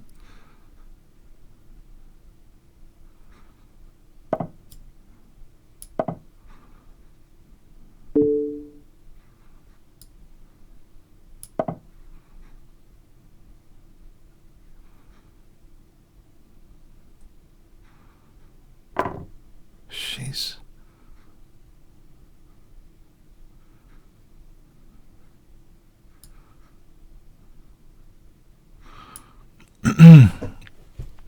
Get the queens off.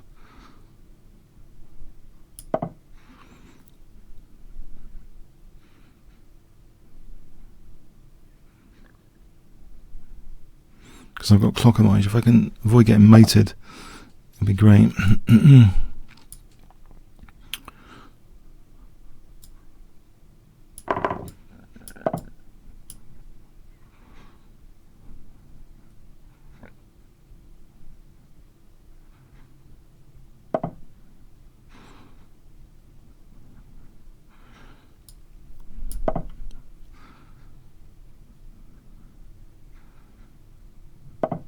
Oh no.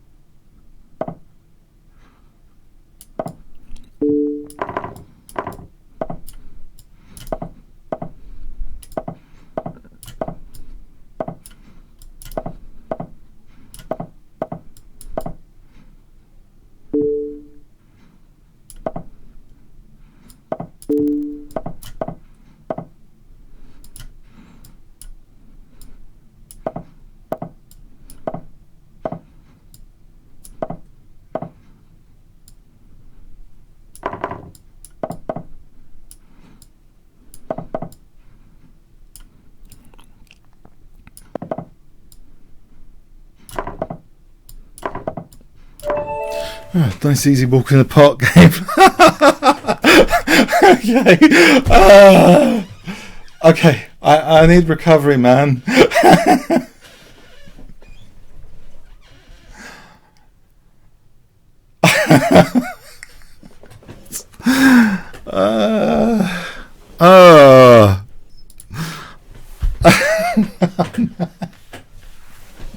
Alright, good game.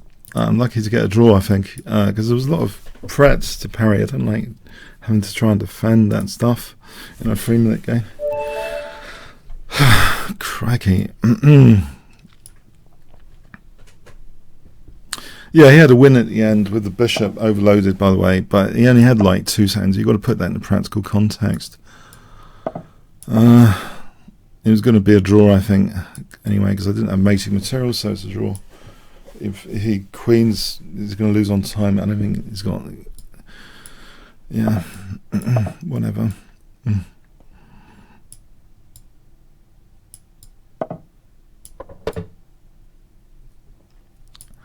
Okay, so I'm trying to recover while playing this game.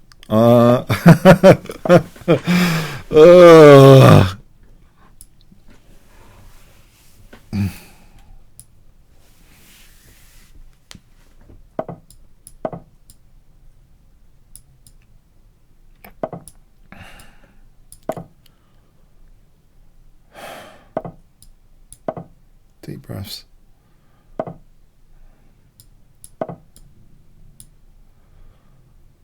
Oh, London system, thank you.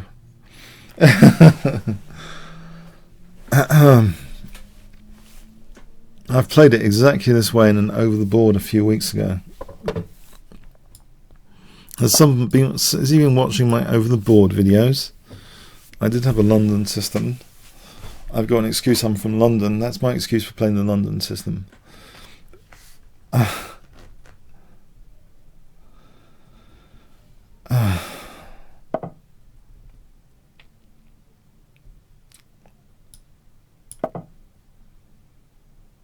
It's a tough nut to crack.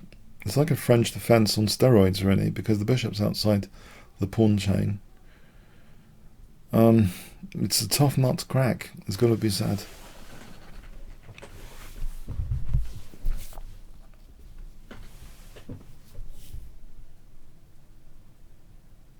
Matthew Sadler, I got a story.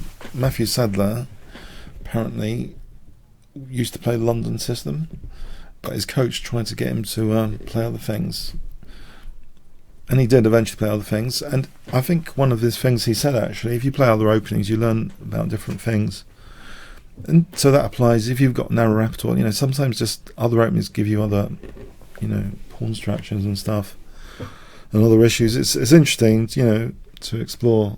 Well, there's some people that say you shouldn't really have a diverse repertoire, but actually, you know, nowadays with everyone preparing like so easily, I think having a diverse repertoire in a FIDE tournament is kind of handy, because, you know, if you play all sorts of things, your opponent's not going to bother preparing against you, right?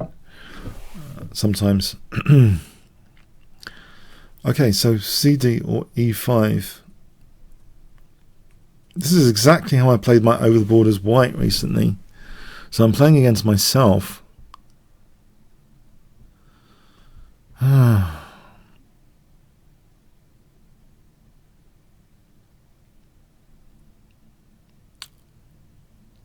think Queen B8 to A8. I think that was my opponent's plan. It seemed quite good to put pressure on the diagonal. I don't think Knight G5 is dangerous in this position. E6, and I was looking at tactics in my over the board game with sacking on E6. What about H6? Is that too weakening? And then Queen B8 to A8. I'll play H6. Knight H4.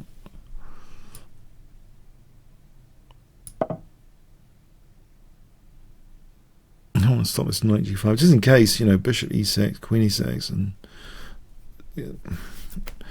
Okay, Queen B8 to A8 is the plan. I don't think King H7, Bishop F7, unless I've got some cheaper there. Okay, so Queen B8 to A8.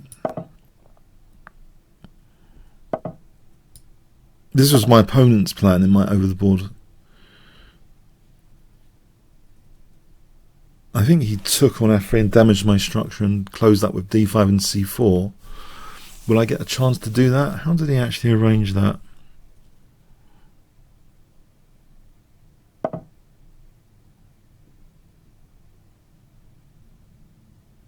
Can I play King H7 here? Because he's released the pressure on F7.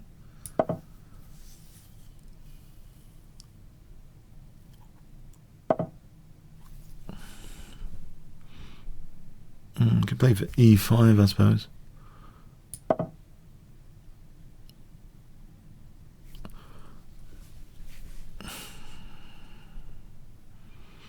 It's like playing against, yeah, it's very solid, nuts crack, I keep saying. Yeah, that's all I can say about the London system with black.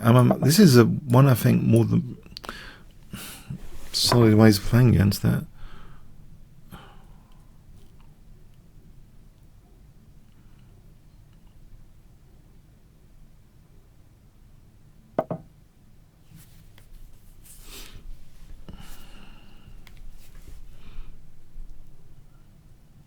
Double rooks and b4 takes knight b3 at some point, or knight d3.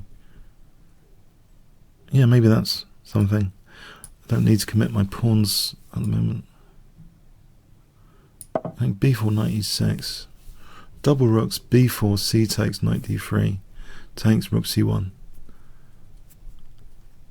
b4 looks kind of thematic anyway, structurally. Try and damage this pawn structure over here. Doubling rooks seems the sort of thing you'd want to do anyway, to coordinate rooks. e5, e4, he's always got bishop torturing me on that diagonal. Alright, might be the time, because he's weak in f4, it might be the time for e5. I'm going to swing into f4 later, via knight e6, knight h5, knight f4. I hope. There's knight c4, knight e4, knight d6. Let's play this.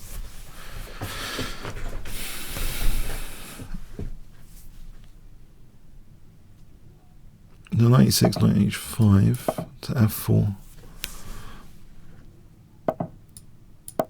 Try and get onto this f4 square.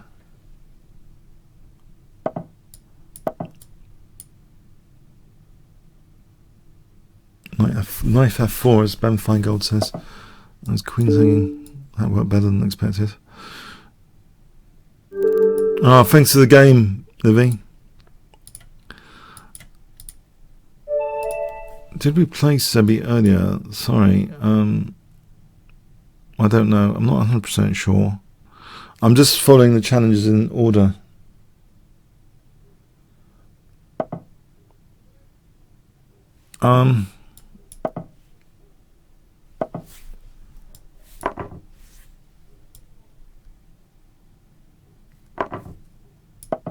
So knight c6, queen f6.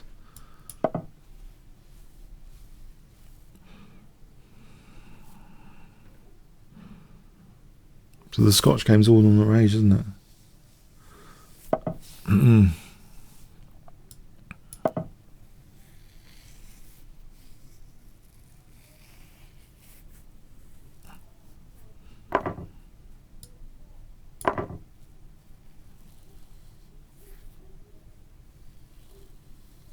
e5 looks a concern. Maybe knight g8. Okay, d6 here. Just to stop e5. I thought that was a concern.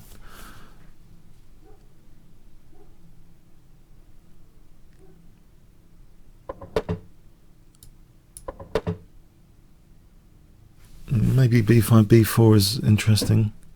I guess bishop b3. Oh no, b4, then knight e4. So bishop d3, that's what I mean. Bishop d3.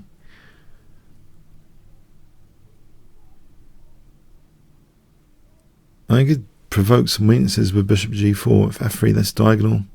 Just drop the bishop back, maybe to g6.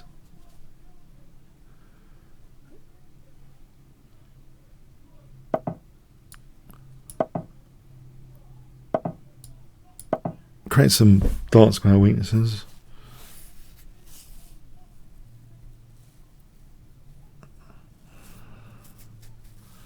They might be handy later when you provoke those kind of, pawns don't go backwards type weaknesses. Could be handy later on the dark squares.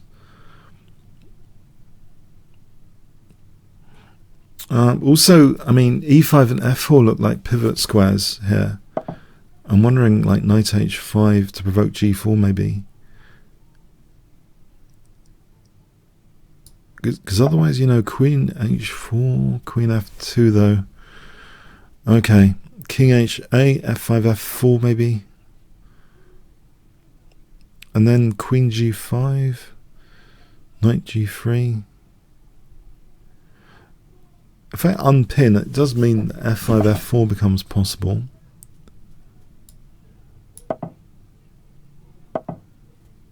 Oh, there's queen g5 here, or knight g6. Check. Does that matter? Might not matter.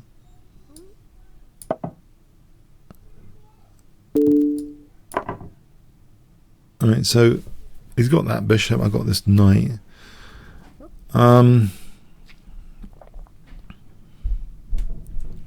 Intriguing. I should probably double rooks with rook e8, rook e7, rook e8, double rooks. Oh, there's knight f4 though, queen g3. It's only double pawns, queen g3. And I'm threatening knight h3 or king h1. So for the moment, I think doubling rooks is my favourite idea. Rook e5, maybe f4, rook e4. Unless he has bishop c2 later. But if I can double rooks, that gives me a swinging possibility. Rook g5 as well. That's what otherwise rook e7. Okay, but this swing possibility. Okay, so let's see. Knight f4, queen g3, rook g5, queen f4, rook g2. What about rook g5 first, knight f4, if g3, knight h3. So rook g5 first, king h1, knight f4. It might be worth seeing what he does. That doesn't seem right now. Because king h1, rook g2, threatening knight h3.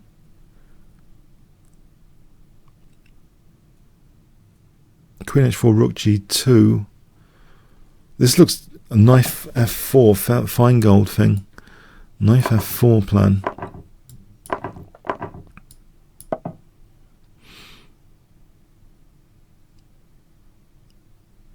Didn't get that much material. It's nice to get the queen sometimes, but okay, it's not totally end of the world so far for white. Although, let's see, can I blast through this center file? Maybe queen e3, queen h3. That's not really putting pressure, is it? Rook g3. Well, it's queen f1. Does he bring the rook back at least? This one. I'm wondering queen h5, then queen c5. It's trying to stop d5.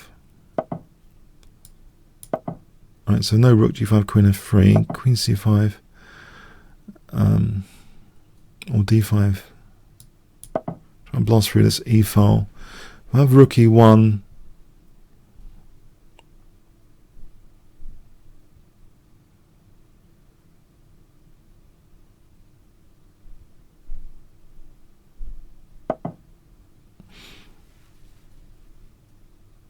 Yes, weakens some pawns here.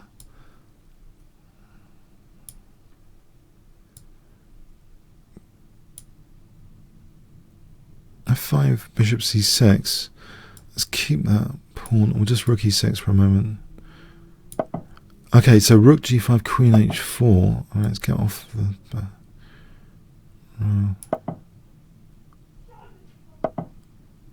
okay.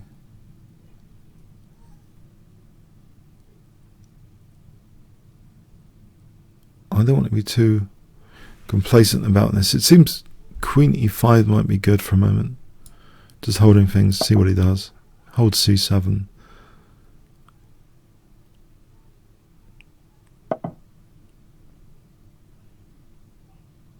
Alright, rook d6. If rook c7 check and I win that rook.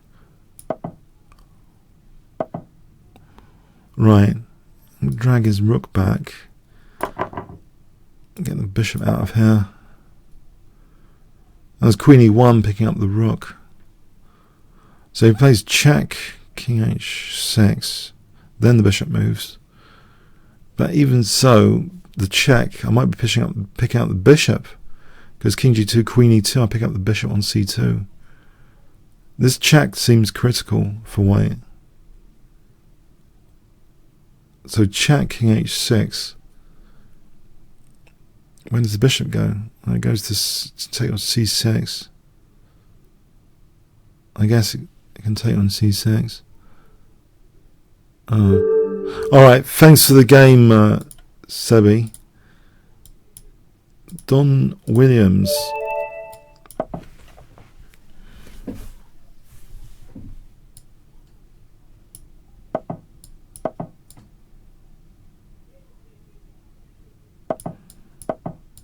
I'm playing longer than scheduled, by the way, because I like to meet all the challenges.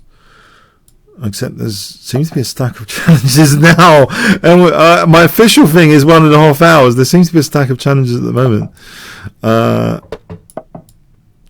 So I don't know. I'll make it about 2 hours. I think that's fair, isn't it? Because I'm only scheduled for like an hour and a half, but I enjoy playing you guys. I know I get loads of abuse on the Chess24 channel for the last 7 months, but I enjoy playing you guys, and fundamentally I think you guys are actually members of Chess24 actually enjoy this show.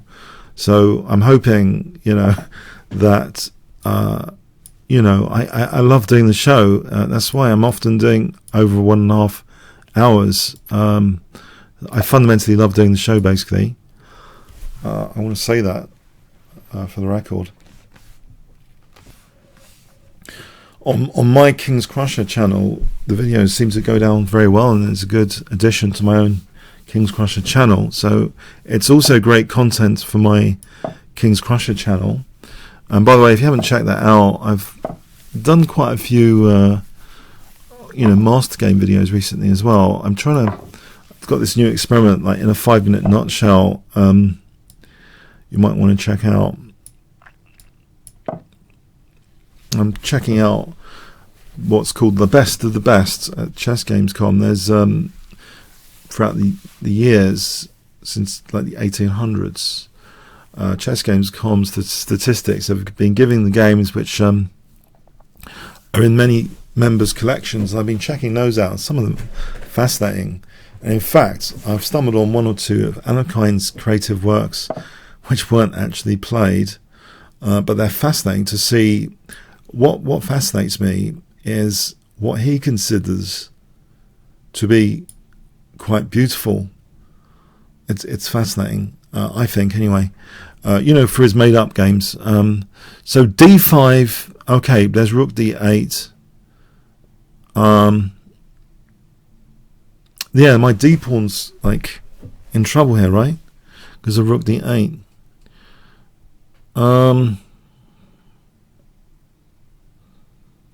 So queen d2, rook d1. No, my d-pawn's in trouble. I don't like the look of that. There's e5 after. Oh, no.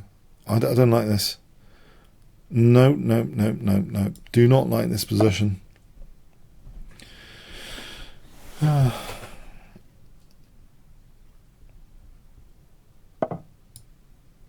think there's e5. We'll take, so then e5.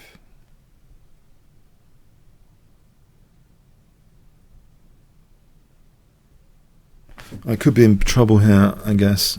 I assume I'm in trouble.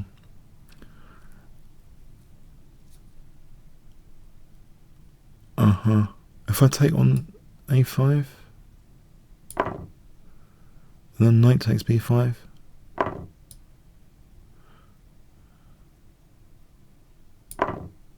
There's bishop f3 takes. There's also knight b3 to factor in.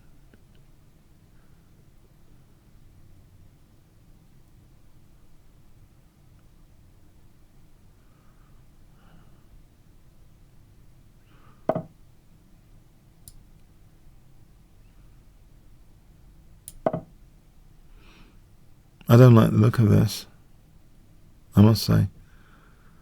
Black seems to have a lot of pressure here. My king's still in the centre. It would be nice to castle sometime.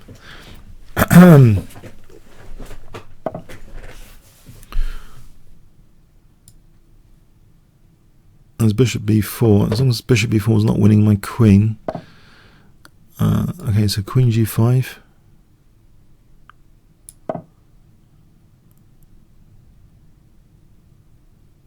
Queen g3, knight e5.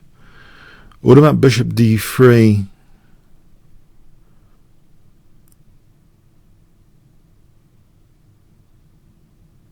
Bishop d3, bishop b5, bishop b5. Knight c3, bishop c3, bishop c3. d4 remains weak there. Very weak.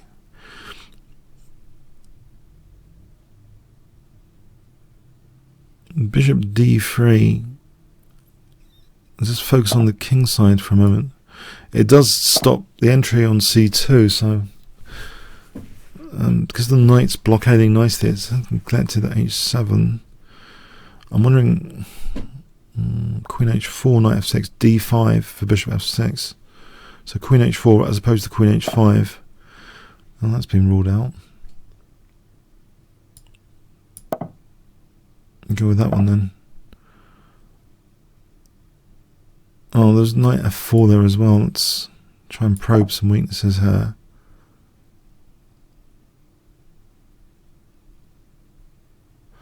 What about knight e5?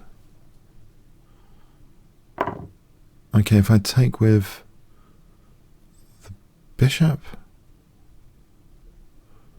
or the pawn, maybe the bishop runs into knight c7. If I take with the pawn, yeah, I'll avoid rook c2 as well. I'll take with the pawn. I'm wondering, okay, a bit passive. h4, h5. Something to do to try and melt down this pawn chain. h4, h5.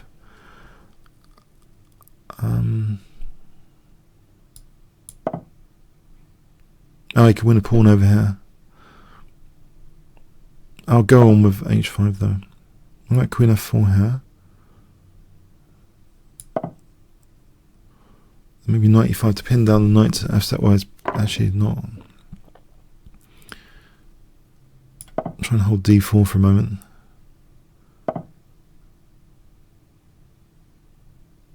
Oh, did I just lose the exchange? I think I might have just lost the exchange.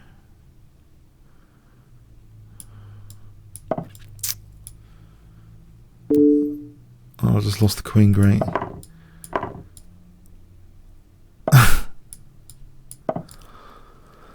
Oh boy.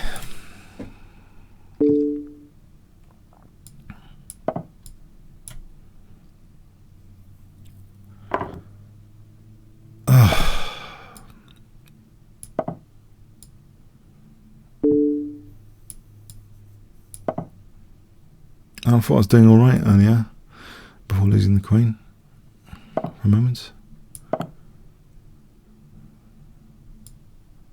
Right, 30 seconds to finish me off. Can I hold the fort for a moment with rook e1? Oh no, he's just won. I didn't see that immediately. Oh my god. What? I didn't see that immediately, that quickly. Oh my word.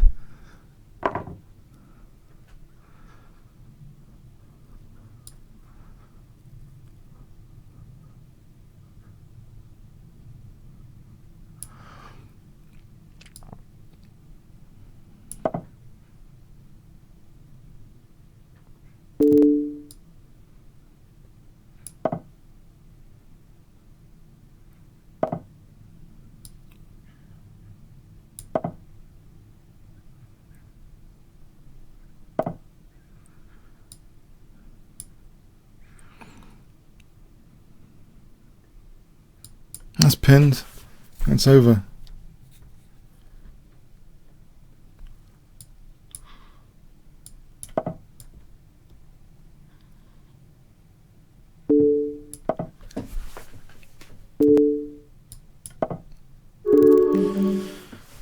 I thought I was okay for a moment.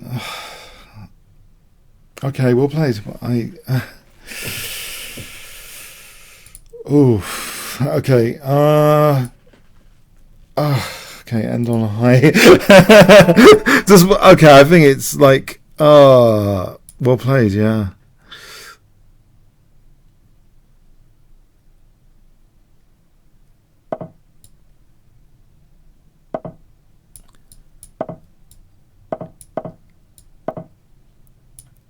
I was having such a good time before that today. Such a good time. Now I'm not having such a good time, am I? Okay.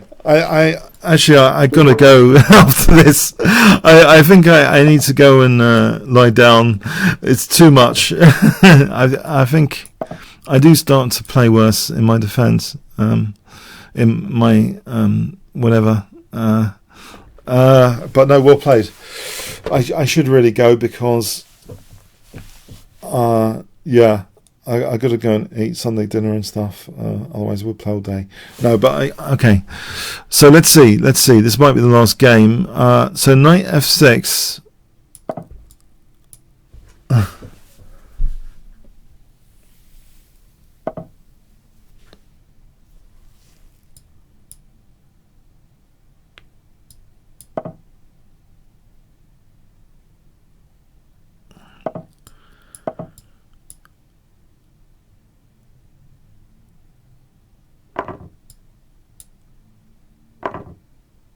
Okay.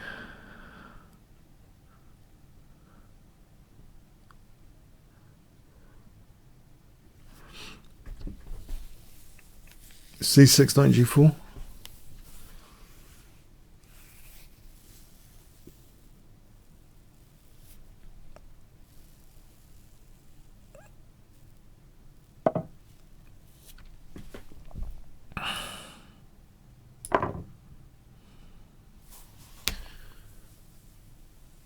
Right, so c6, bishop e6.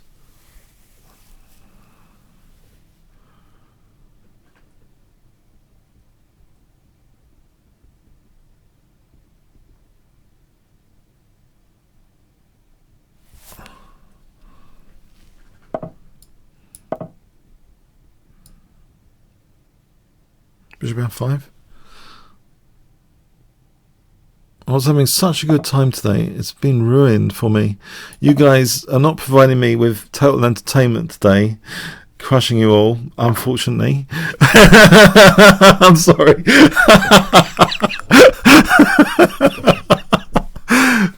Oh dear. just kidding around.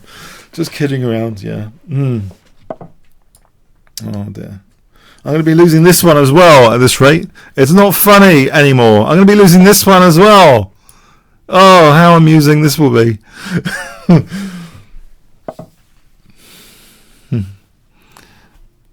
Oh, crikey. Oh, how funny is this now?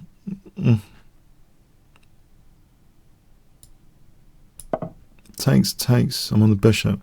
Takes knight. I don't get mated on g7 just yet.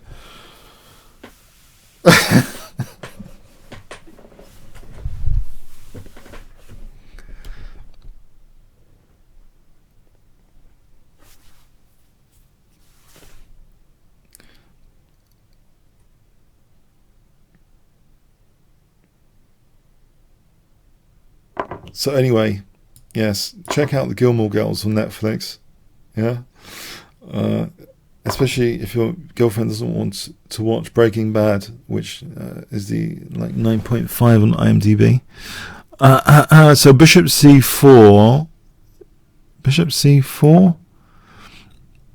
e5, queen e6.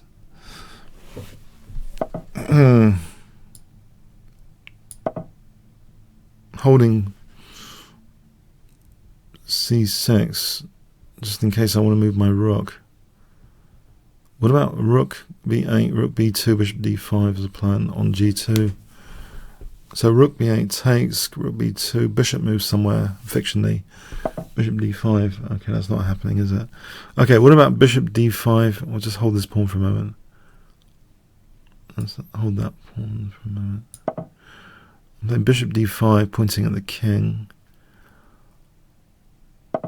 Oh, come on.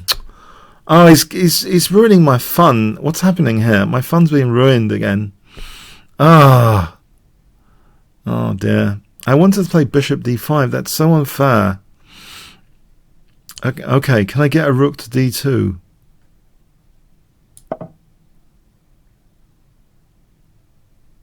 Takes queen c4. I'm going to lose c6 now. Oh, this is getting just great. I'm going to lose c6. Okay. Let's try and get pawn back. Maybe rook c8. I'll just try and get the pawns back. Anytime I play rooks against queen d6 on my rook on f8, I play rook d2, my back row is getting a bit vulnerable. I don't like the look of this. I'm going to nick another pawn.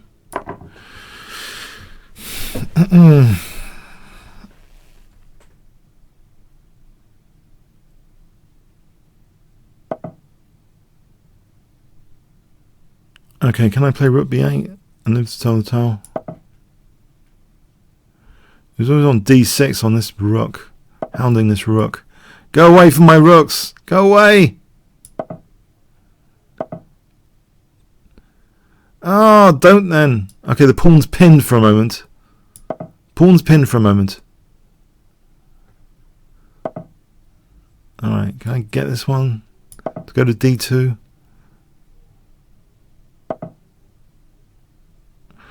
Ha ha. Okay, I'll sort out my back row for a moment. That pawn's pinned. a4. Keep the pawn pinned.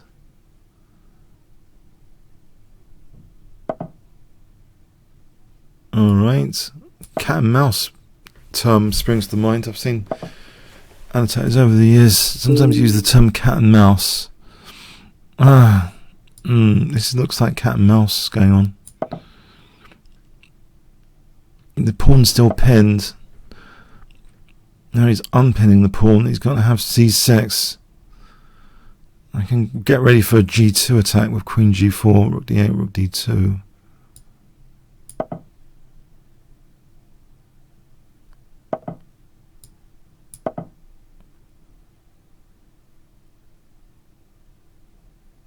This c pawn looks dangerous.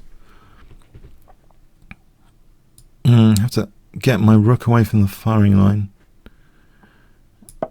And it's starting to look dangerous now.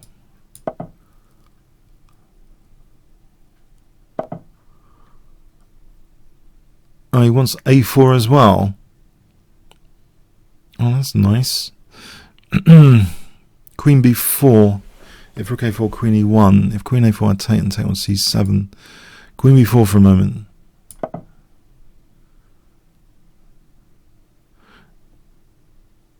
Okay. Queen d2. We'll take on e5.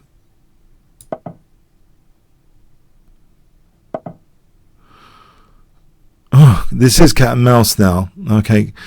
Queen e2 to hold the rook against rook a4. If queen a4, rook c7. This is officially cat and mouse territory.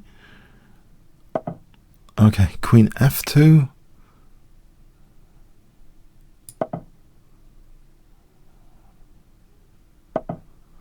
Okay, we got some action. If I take that, I can threaten a back row mate with queen f1. Why does he want to do that? And it's a draw. Okay.